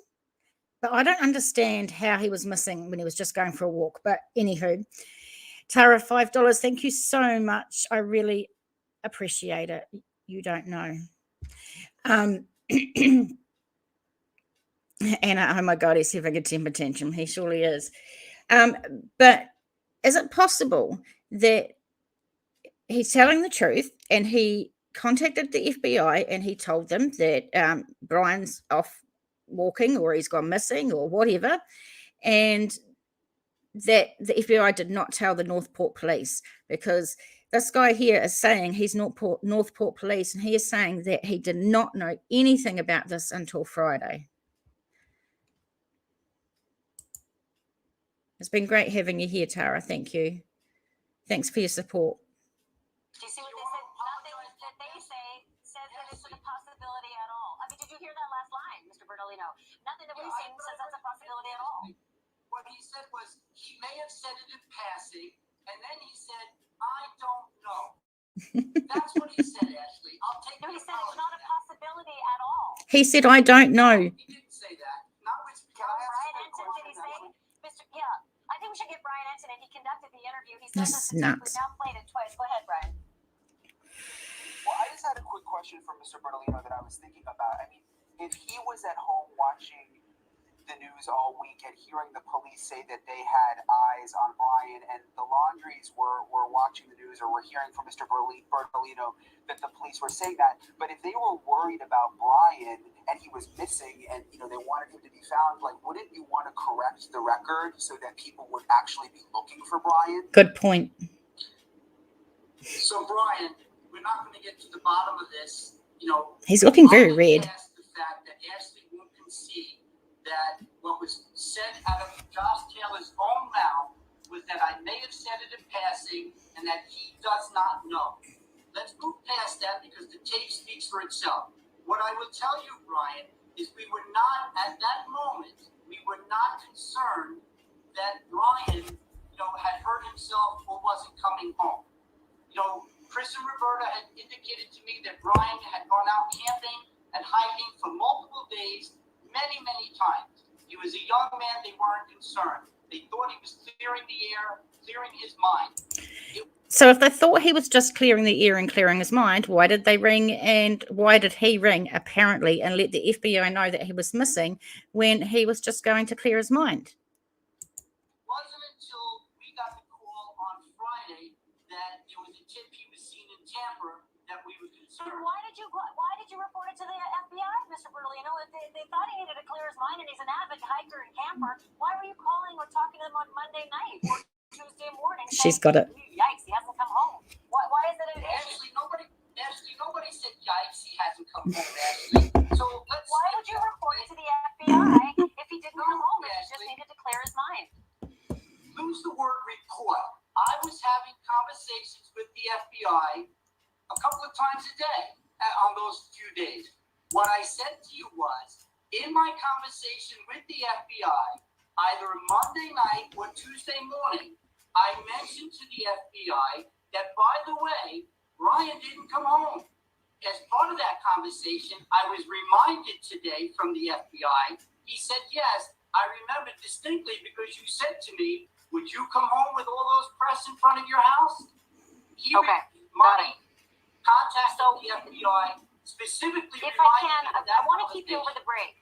I'm losing commercial breaks, and it's a machine I can't stop. But I do want to ask you after the break about the Northport police saying that they lost him, that they just screwed up and they didn't see him leave to the reserve, which ended up with a a dead man in the reserve. I want to get your reaction to that. We're back with Stephen P. Bertolino and Brian Entin after break. All right, Mr. Bertolino, quick question. The police said that they lost your client. There was surveillance on him, and when he went off to the reserve, they didn't even notice the Mustang leaving. Does that mean that Brian Laundrie is dead because the police lost him, or is Brian Laundrie dead because Brian Laundrie did it to himself? Good question. You know, Ashley, you can't blame the police. You can't blame the FBI. You can't blame the parents. I've had people blaming me for the last couple of weeks, and specifically the last couple of days. I kind of have this feeling that he wanted to come and do these interviews for some sort of clout or something. Like, he's done so many, and I just wonder what his point is or why he's coming out. He's just a damn real estate lawyer. He doesn't know what he's doing. Why is he coming? Is he getting paid for these interviews? I have no idea. I just don't understand his motive for coming out and doing so many interviews. I wonder if he thought that he was going to get clout and everyone was going to see what a great lawyer he was and how he was amazing, and he thought he'd get his 15 minutes of fame and he'd have heaps more clients because everyone would see how great he is, and it's the absolute opposite, just in my opinion. You know, bottom line is we don't know the manner or cause of death of Brian. We can surmise, but let's take an hypothetical and say that Brian did, take his own life. If that's the case, that's on Brian. It's not on the parents. It's not on the FBI. It's not on the police. It's not on me. And I think we need to wait and find out exactly what happened. The parents don't blame the police. You shouldn't blame the police. And that's just wrong. I have to squeeze in another break, and I have one final question for you. We've blown every break out in the show, so if you'll permit me, right after the break, I'll be back with our final question with Stephen P. Bertolino. Back with Mr. Bertolino, the Laundrie's lawyer. Stephen, there's a critical question here. I have 2 minutes left until the end of the show, but I must get you on the record on this. You told me at the beginning of the show that you spoke with the Laundrie family together on the 12th and the 13th of September. That's Sunday and Monday, and he went for his walk. Hey, Marian, thanks for popping in. With all three of them together, there is no privilege. Thank you. And you know that as a lawyer. So what did Brian say about what happened to Gabby Petito on that Sunday and that Monday before he left for the swamp? Okay, so Ashley, if you heard what I said, I had multiple conversations with the Laundries. I had private conversations with Chris, private conversations with Brian, and I had conversations with Chris and Roberta, and I had conversations with them together. I know these people. Some of the parts of the conversations when they were all together had nothing to do with attorney-client privilege, and a lot when to you do were with together, what did he tell you? Because there's no privilege when you're all together talking, and you did say on this program that you did have conversations both days with them all together as a family meeting. What did they tell you? Because that is the privilege. I disagree. I think, you can represent multiple clients, as you know. You can get waivers of representation, as you know. No, you can't. You can't have that conversation in criminal proceedings, and that does mean that the privilege is waived. You can do it in real estate. And, gosh, will you come back on Monday? I have 22 seconds left until the black cutoff of this program happens. But I have not finished my conversation with you, Mr. Bertolino. Would you come back Monday? I don't think that's Yeah, he was about to say, I don't think that's possible to come back on Monday. So let's take a couple of things out of this. Now, weeks ago, we knew that he flew to Orlando and he met the Laundries in Orlando. Now, he's just said that the only way he talked to them was Zoom and over the phone. So he had Zoom meetings with Brian and Roberta, Brian on his own, and he had Zoom meetings with Roberta and Chris, the parents. But he's not mentioning the fact that he came to Orlando to meet with them. So don't know whether he's lying or whether he's just missed that out. So do you guys, oh, hey, Marian, I'm glad you're staying. That's awesome.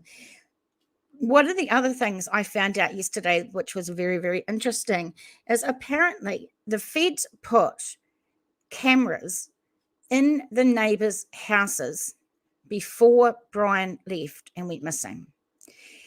Now, Brian Enton actually came out and said in one of his interviews or one of his lives or whatever that he knew about these cameras, but because he didn't want to break the integrity of the case, he didn't let anybody know. So how on earth did Brian get out of the house with the Mustang when people had these cameras up? The feds had these cameras up. Who the F was monitoring these cameras? Because they need to be fired. If they can lose this guy when there's cameras up, there's something wrong, really wrong. Blows my mind. I hope Gabby's parents put a block on her story in a wrongful death case against the Laundries, but they probably won't. I hope that no one makes a book out of this, especially the Laundries or this dude, Bertolino. Yeah, I hope that doesn't happen. So what do you guys want to do? Do you want to see another interview, or would you like to go through a case that Pam has just given me that's going on at the moment?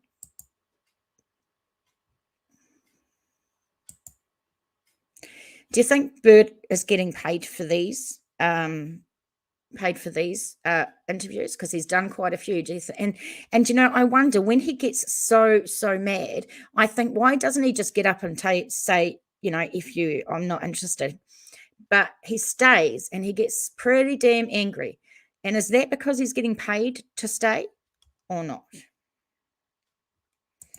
I don't know. Donna says, absolutely agree. Whoever was watching those cameras needs to be fired. Awesome. We'll go through the other case. All right, let me get it organized. Okay, I'm pretty sure, Pam, this is the one that you were talking about. So this is from ottawa.ctvnews.ca. Shopify has hired a private search firm to assist with the Ottawa Police investigation into the disappearance of an executive last seen 1 week ago in Ottawa. Brett O'Grady, 35, was reported missing on Thursday, October 14th. He was last seen in the area of Avrose Circle in the East End. The family of O'Grady tells CTV News Ottawa Shopify is providing funding for a search and rescue expert from Alberta to come to Ottawa to assist in the search. Shopify has recently engaged a private search firm to supplement the continued investigation by the Ottawa Police. The efforts are underway, said Shopify in a statement provided by O'Grady's family. Ottawa Police spent last weekend searching a wooded area in the east while volunteers assisted with canvassing across the city. O'Grady's family said on Monday that Brett's bicycle was found in the woods last Friday. So it sounds like a bicycle rather than a motorbike. On Monday, O'Grady's father, Gord, told CTV News Ottawa's Graham Richardson that police suspended the search in the area Sunday evening but are continuing to investigate the disappearance. The family is offering a $10,000 reward for tips that lead to Brett being found. Police described O'Grady as a Caucasian man, 5'8", with brown hair and brown eyes. He was last seen wearing a black T-shirt with a purple wolf logo, dark jeans and navy blue shoes. O'Grady is the head of Treasury and Risk at Shopify. So anyone with info about the current whereabouts of Brett O'Grady is asked to call the Ottawa Police on 613-236-1222. And what I'm going to do is write this dude's name down so that when we do some other lives, we can look for updates on this guy.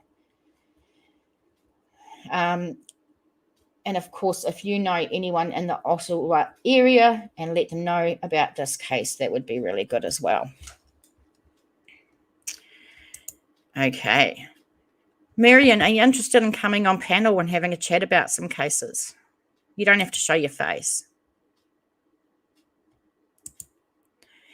I don't even know why the feds or the PD would tell people that they had these cameras out and lost him It's so embarrassing for them. There's so much embarrassment going on for Northport PD and the feds right now. They must just feel like dickheads, really. They've just made such a mess of it, such a mess. Oh, it's dear. So has anyone else got any cases that they've seen in the news or any cases going on in your hometown that we could look up and see what's happening? Have we, should we look at the Moab girls? I haven't seen an update on the Moab girls at the moment. So let's do that. Crystal and Kylan. I think if I just put Moab murders, sadly, if I put that in.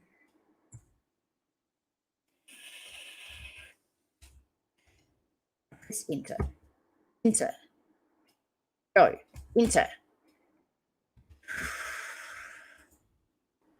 Now I was getting. That's a good idea.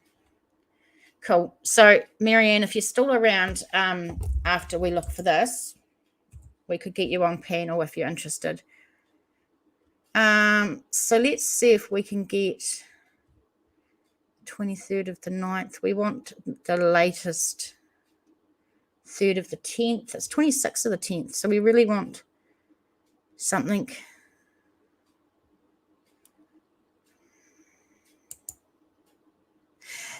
T-Rex, Pam, you believe Brian killed them girls and Gabby figured it out? I don't think that he killed them, but, you know, everyone is entitled to their opinion. It's not, as long as your opinions are not crazy Wild West ones, because I tell you, I've heard a couple. And the Grand County Sheriff's Office is asking for anyone who may have been in the South Mesa area of the LaSalle Mountains between 13th of August and August 15 to contact them in regards to the murders of local Moab couple Kylan and Crystal. The area is accessible off the LaSalle Mountain Loop Road north of the turn. Kylan and Crystal had been recently married, both worked in Moab and were beloved members of the vibrant community. They were reported missing on August the 14th, and their remains were discovered by a friend at their campsite. Investigators confirmed the cause of death as homicide. The Grand County Sheriff's Office has and continues to follow up with any information and tips received. This response has benefited the office in this investigation. Kylan's father, Sean Paul, has spent many hours at a homemade tip station in Swanee City Park, soliciting any information that could help solve the case.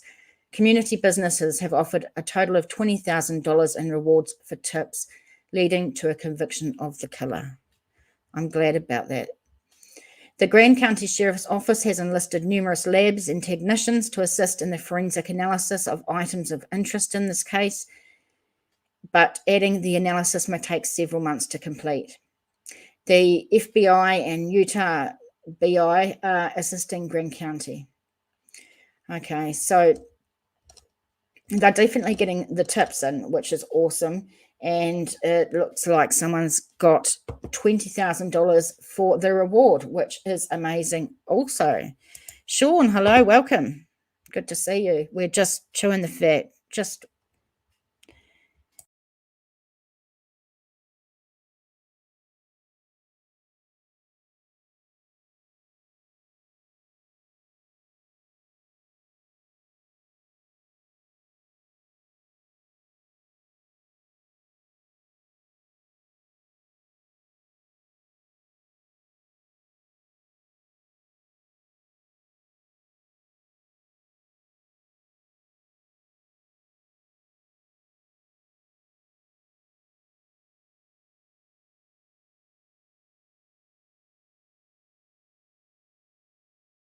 really for me.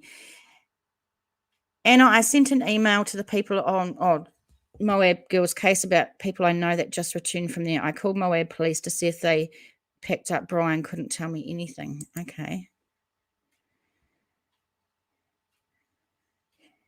Gina, they haven't ruled anything out and they did mention a hate crime, but Brian was 7 minutes walking distance from them that night, and he believed they called police. See, I don't know about that, Pam. I'm a bit different. We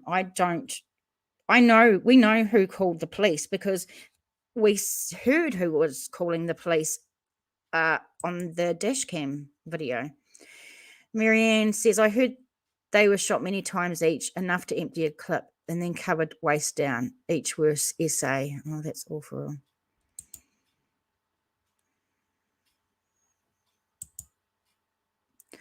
I talked to the people on the phone, very friendly, and has worked with Chris before. Never heard that. So I just put the StreamYard link in the chat there. If anyone's interested in coming up and having a chat with me, you can click on that. You don't have to show your face on screen. I just have to see your face really quickly in the green room to know that you aren't sending me a dick pic, basically. We don't want that. But Brian didn't know that. Right. He didn't know that those were males that called. You think that he thought that they called the police. Okay. I feel that way too. Brian wouldn't know who called. Yep, got you. I understand. I haven't heard anything else about this case. No, it's gone a bit quiet, this case. I mean, it just didn't get enough, or it didn't get the attention that the Gabby Petito case got, which is a bit sad. No, Sean, there's lots of Americans in here. I think most of them are, except me. 7 a.m. I think Kiwis are in bed if they actually sleep good. So there should be a few Americans in here.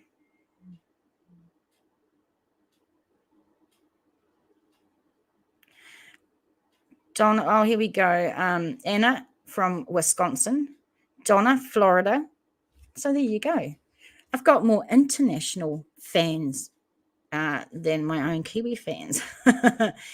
And Sean says you're in Arkansas. So lots of people all over the place, which is really, really cool. Cute. That's kind of cute. Okay. So what do you want to have a discussion about? That damn interview. I tell you what, that vein in his forehead, it's going to pop. And I keep waiting for him to have like a stroke online or something. That would just like make the case that much more crazy. Pam says he asked them who called on dash cam, and the police officer said 2 people actually called, and Brian said, oh, all right, so he didn't know who called. One thing that bothered me about, they reported no murders in 15 years. However, they reported hundreds of missing. Interesting. I got you.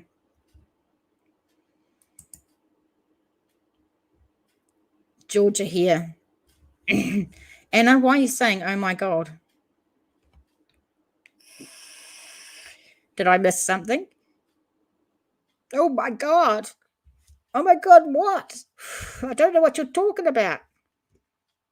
So all you new guys that have come in since the beginning, did you see the picture of the rope and the gun that was found today?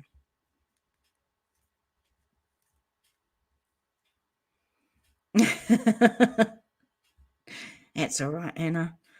I've got memory like that too.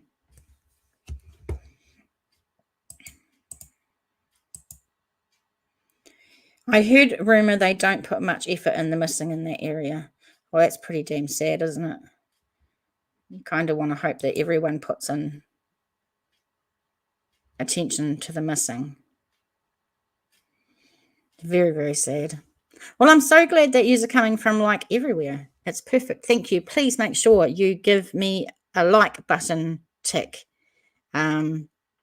That would mean a lot.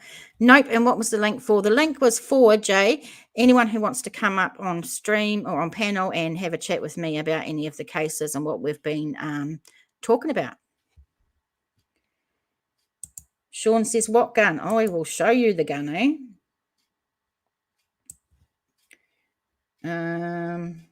What did I do? I think I hold the phone. I'm pretty sure I can find it for you. Picture. No, go away.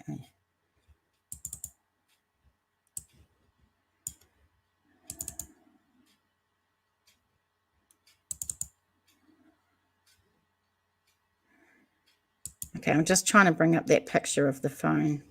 Sorry, the gun. Phone. So this was a gun that was pulled out of Fort DeSoto by a fisherman, of all things. I really don't like camping. It's so sad a lot of people go missing. Yeah, I ain't going camping for nothing. I want to, but I'm currently working and worried it will slow down my work. I don't want to be blamed for that, Jenna. Wonder if it's the same gun Gabby had in the photo. Well, actually, they say that the gun that Gabby had in the photo was actually a lighter. It was not a gun. We should look into that other names and dates around Moab. We could do. They don't keep records in our American national parks of missing, I understand. They should keep records. Surely someone keeps records. That would be mad. Yeah. So, Sean, they found the gun in Fort DeSoto, and it was found by a fisherman who was obviously fishing for fish, but he snagged a gun instead. So, and it was weighted down by a cinder block, I think, or it come off a cinder block or something like that. But very interesting. And I should be showing it to you. So, yeah, that's the gun. I don't know much about guns.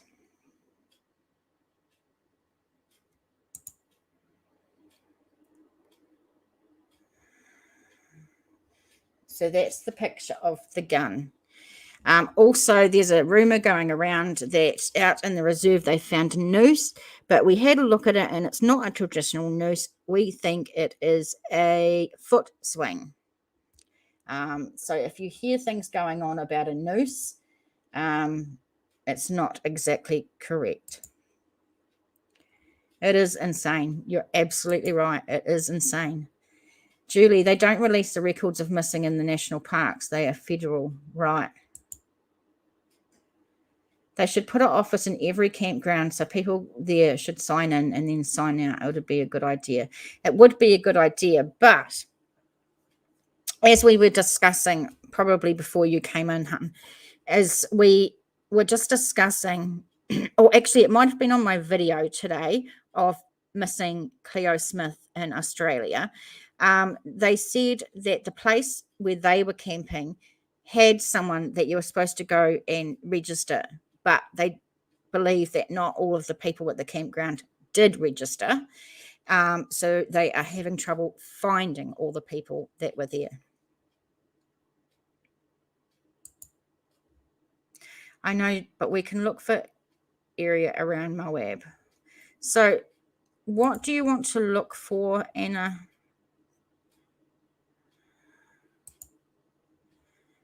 Camera like a credit card machine.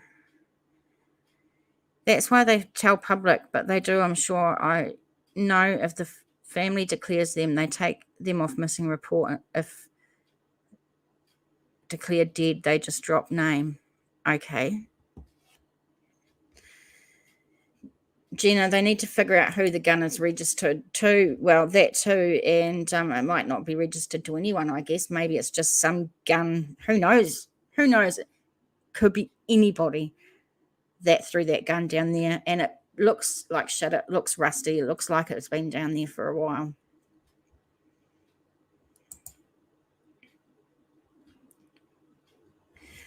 All right, let's have a look. Missing in Moab. No, if we'll get anything.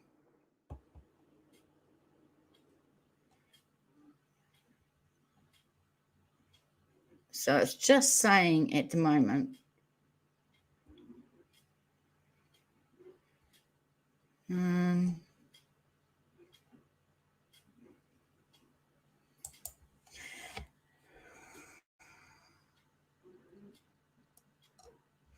This one here is saying about how the Moab murders are not connected to missing Gabby Petito. So we'll have a look. Utah investigators, this is Fox News, have determined that there is no connection between the horrific double murder of a newlywed couple found dead just outside of Moab and the missing person case of Gabby Petito, who passed through the city with a fiance who drove back to Florida with her. It has been determined that Gabby Petito missing person case is not related to the double homicide case involving Crystal Turner and Kylan Schultz.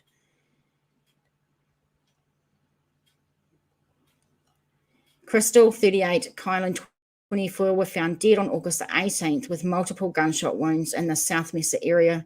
The woman had last been seen alive on August the 13th at Woody's Tavern in Moab.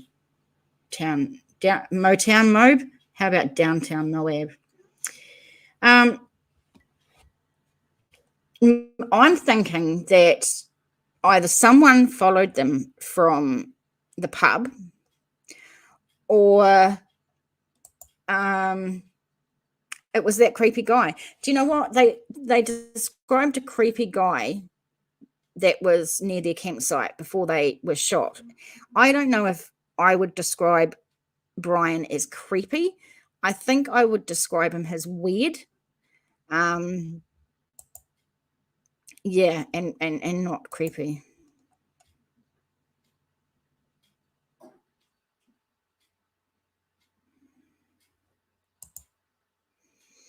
Jenna says you can get a gun without registering it, so it should be tied to an owner. Unless they scratched off the serial number, which is highly illegal. Got ya.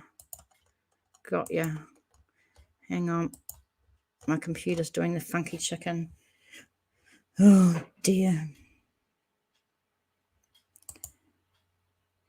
When that was released, because another article says they are examining the possibility. Interesting. I know that about inside parks. At night, it'd be creepy for girls. Yeah, well, I don't know if it was at night or day, but I guess if he was creeping about, then he could be creepy. But I did see also that they say the creep had a car and not because he was camping next to them or a wee way from them. Yeah.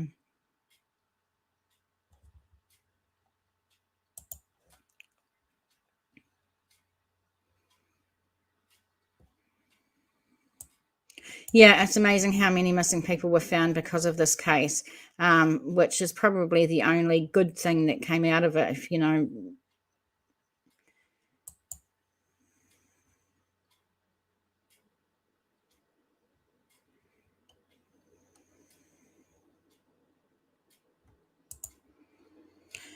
No, nobody's going to call in. Nobody's interested in coming up. That's all right. I don't mind just rattling on. It's fine. But I'll have to hop off at some stage and try and catch some sleep since it's 7:14 a.m. in the morning and I haven't had any. What does everyone have for the day where you are? What is on your day today? I need to work out tattoo because I'm getting some more tattoos on Thursday, which I'm quite excited about.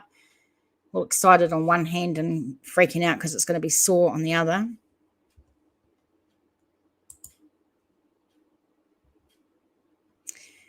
Yes, 6 missing people found, so loved ones can put them to rest. I don't mind, but you'll have to understand my southern accent. Well, I might not be able to understand it, but everyone else might be able to. You're more than happy for you to come on board if you want to have a bit of a chin wag, if you're interested.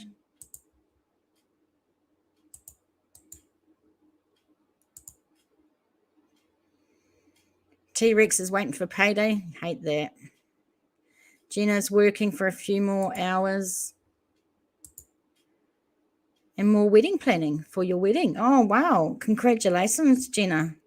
That's awesome. You've got to take a pic and at least show us.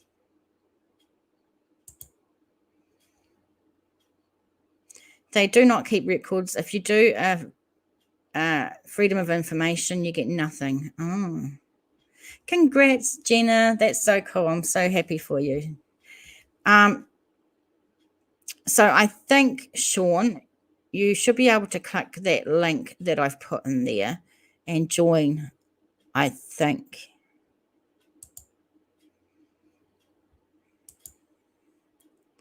Julie, if the storms go away, my daughter's coming over, so I have dried a heap of dandelion leaves and roots for her to take back to the mainland. Oh, nice. David Politis, I believe that's how it's spelled, as a former policeman who also writes the book Missing 411. There's also a channel that I follow that I really love called Missing Persons and Mysteries, and they do a lot of paranormal stuff and that, and yeah, you could check them out. Sean, can you just show me backstage that you're a real person, and just turn your cam on for a second before I add you to the stream?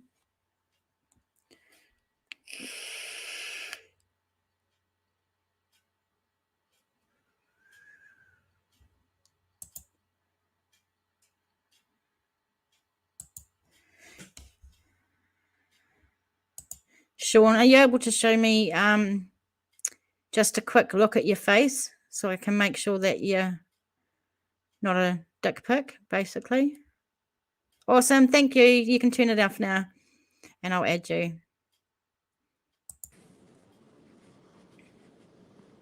Hello, Sean. Hey, how's it going? It's going good. Thanks for coming up. Oh, you're welcome. How's the You're my first panel member that's come up to join really? me, so I appreciate it. Well, hopefully you can understand me. I can. So tell us, what are your thoughts on some of these cases? Well, I don't know a lot about the two girls that were killed at all. I mean, other than they were shot, how they died. I've been following the Gabby case really close, but had a long conversation about that one last night. The main thing on that one for me is when did Brian Laundrie's parents actually talk to their friend, the attorney?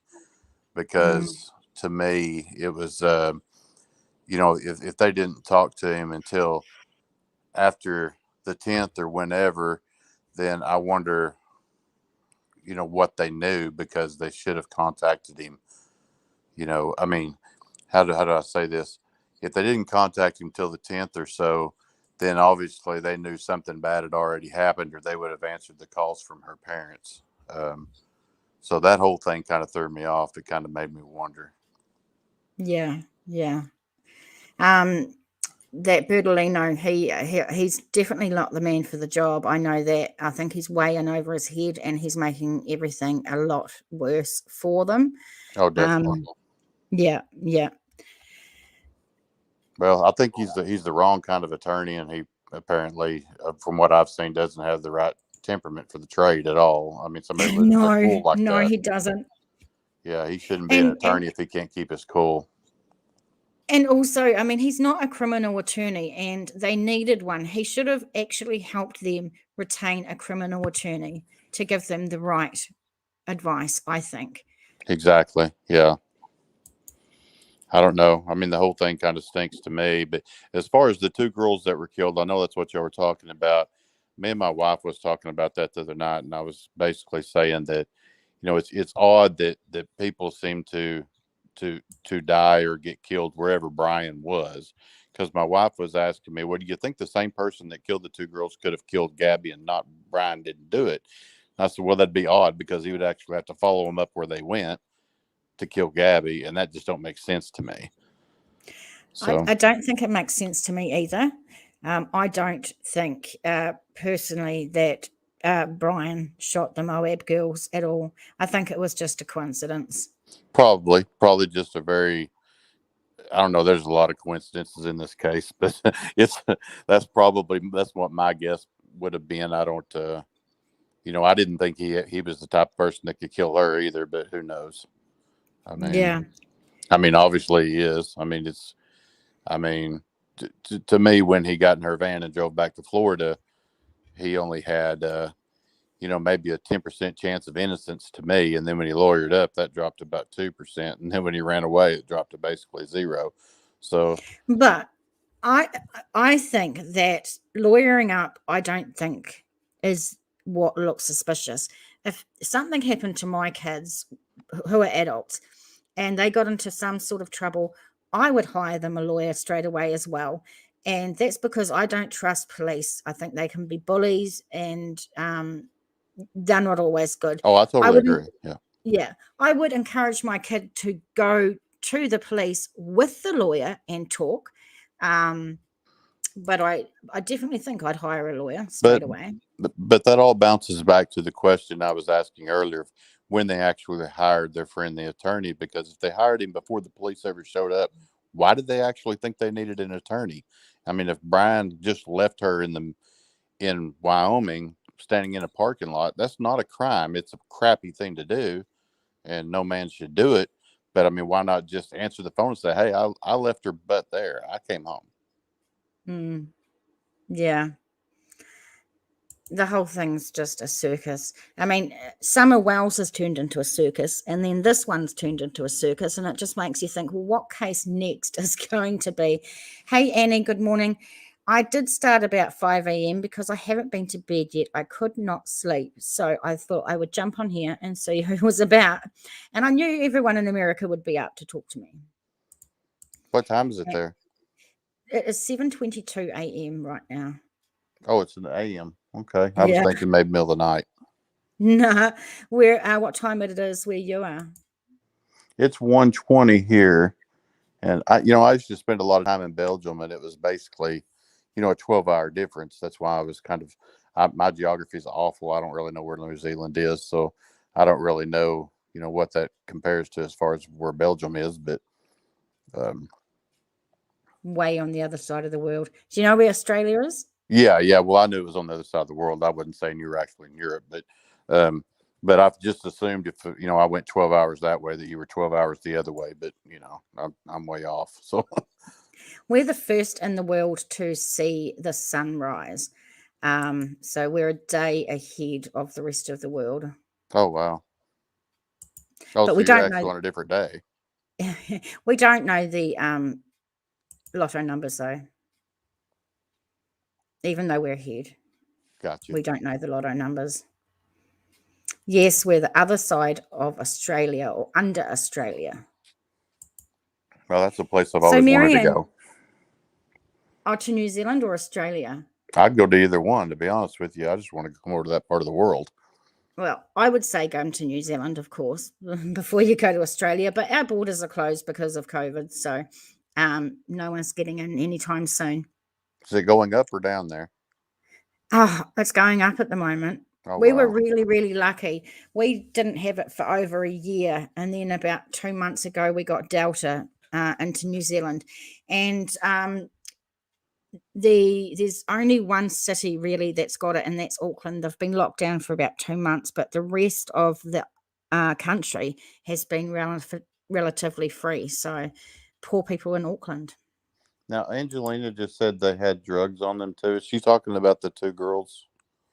Yeah, I heard that. I heard they had some on them, but I don't know if that was confirmed or just a rumor that I heard. It's hard to remember some days where I have heard things or where I've read them, because there's just so much information. And then I go and watch other podcasts and get information from them and other channels as well. So sometimes, yeah. I think it was pot, Anna. I think they had a little bit of pot. I don't think it was much though.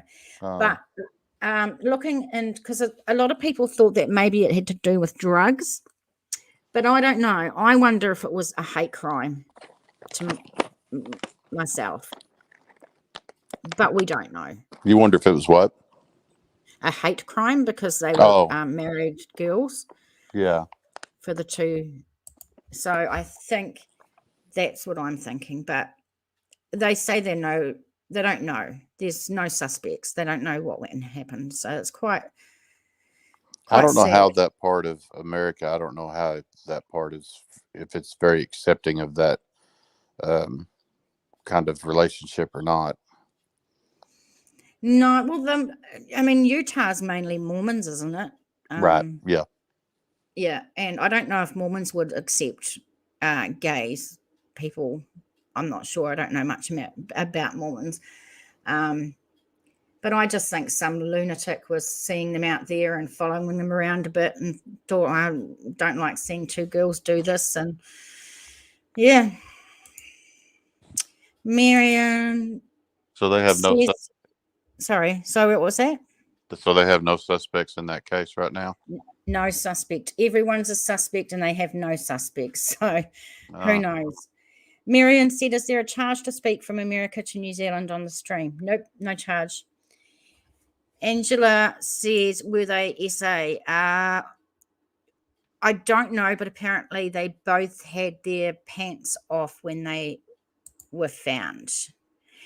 Jenna says Mormons are not accepting of that.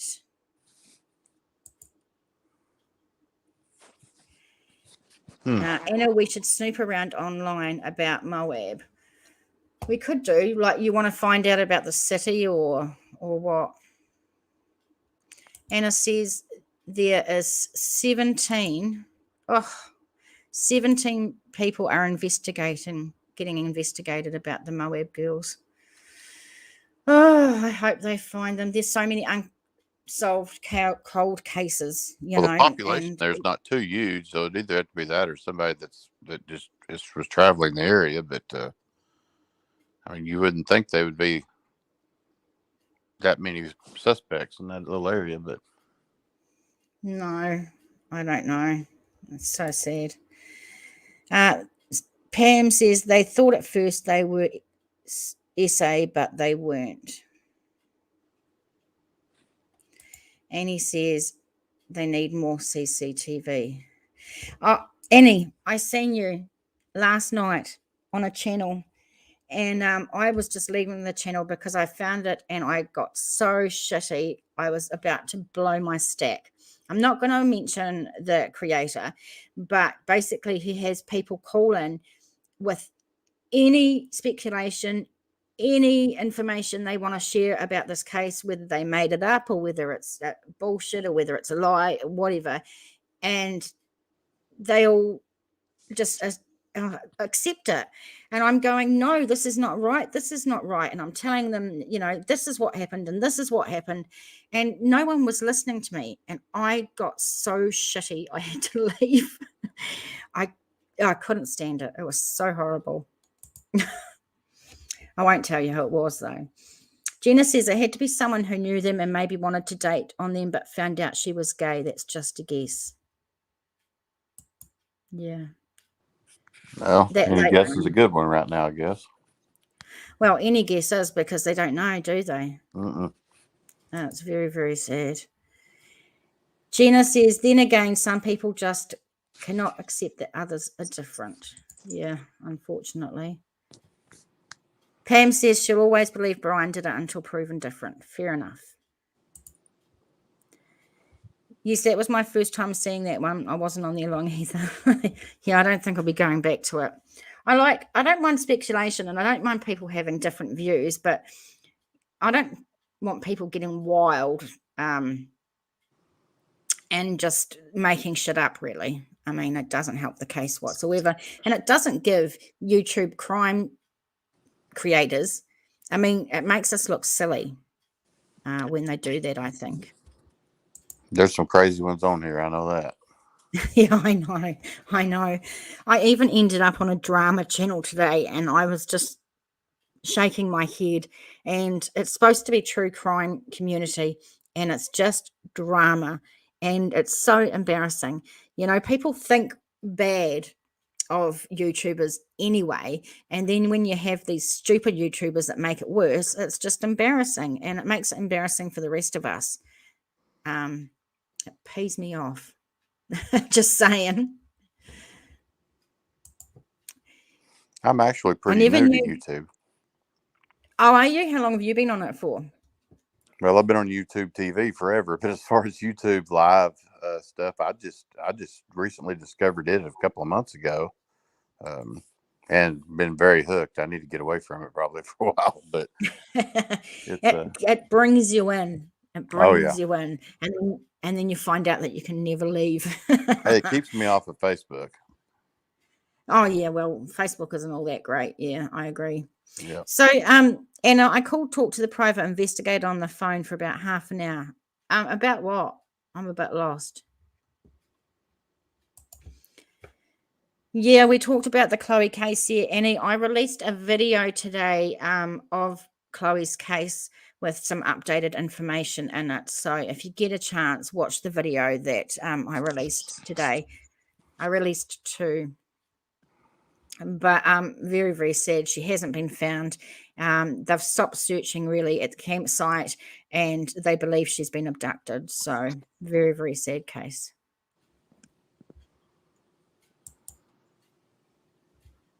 Annie says, haha, that's so true. TJ, no escape now. And Anna, you rang the private investigator about the Moab girls. So what cases are you following, Sean? Me, I'm just following the Gabby case right now. There's just so much more to it that's to learn. Yeah. I'm just hoping that they come out with more of a. I'd like to know what all he had with him. Yeah. I and hope that- they can find a cause of death.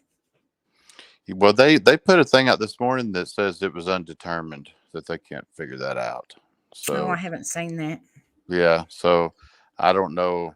I didn't really expect that either, unless it was a gunshot to the head or something, where they could actually find a bullet hole in a bone or a skull. Because from what I understand, you don't know what they tell you is all true, but there just wasn't enough left to be able to know anything. Yeah. Yeah. But yeah, I mean, as far as the things that he had with him, I don't know if y'all seen the water bottle thing yesterday. That kind of surprised me. At the water bottle they found. Did you see that? Yeah. Yeah. I watched it when they found it, and I watched the police come and say they didn't want it. And then apparently those people that found it later went and handed it into the police that afternoon. So you kind of think about stuff like that. You think they just look at it and say they didn't want it, but did they actually open it up and make sure there wasn't anything in it? I know. What if there was What if you poison put a in? note in it to keep it Well, dry? yeah, I know. What dickheads, they have failed. Law enforcement have failed on every part of this case. Every part. Jenna, yeah, Brandon Lawson, Brandon Swanson, and where is Brianna Walgram? I haven't heard of Brianna, but I definitely have heard of those other two cases, and maybe it's something we could look into it at some stage. I know from personal experience that the FBI watches stuff like this, posts and follow up. Yeah, I know they do. I think they watch some channels, but I don't think they'll watch my tiny little channel. There ain't enough going on in here, so I don't think they will be. Pam says, I heard they were checking video footage and fingerprinted the fence in Cleo's front yard looking for someone stalking the little girl. Yeah, so the police went to the house because they wanted to take fingerprints from the outside and try and see if anyone was stalking them or stalking Cleo before they went to the campsite. But they said they never found anything. So that's sad. Brianna's case needs help. She disappeared after being seen with 3 unknown women. She went missing, possibly in the Canadian wilderness. I'm going to take her name down. Brianne? What was her last name? Go up a bit. Walgram. Talking to myself. Yeah, I'll have to look at that. I thought it was originally undetermined, but bones now at forensic anthropologist. That's what I thought, Sean. I don't know if the results have come back from the forensic anthropologist saying that it was undetermined. I think it was undetermined how he died, and that's why they sent them to the anthropologist. Did I lose you? I can't hear your voice. I'm still talking. Can you hear me?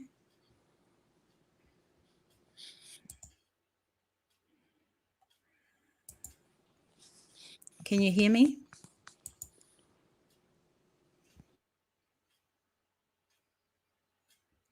Can you hear me, Sean?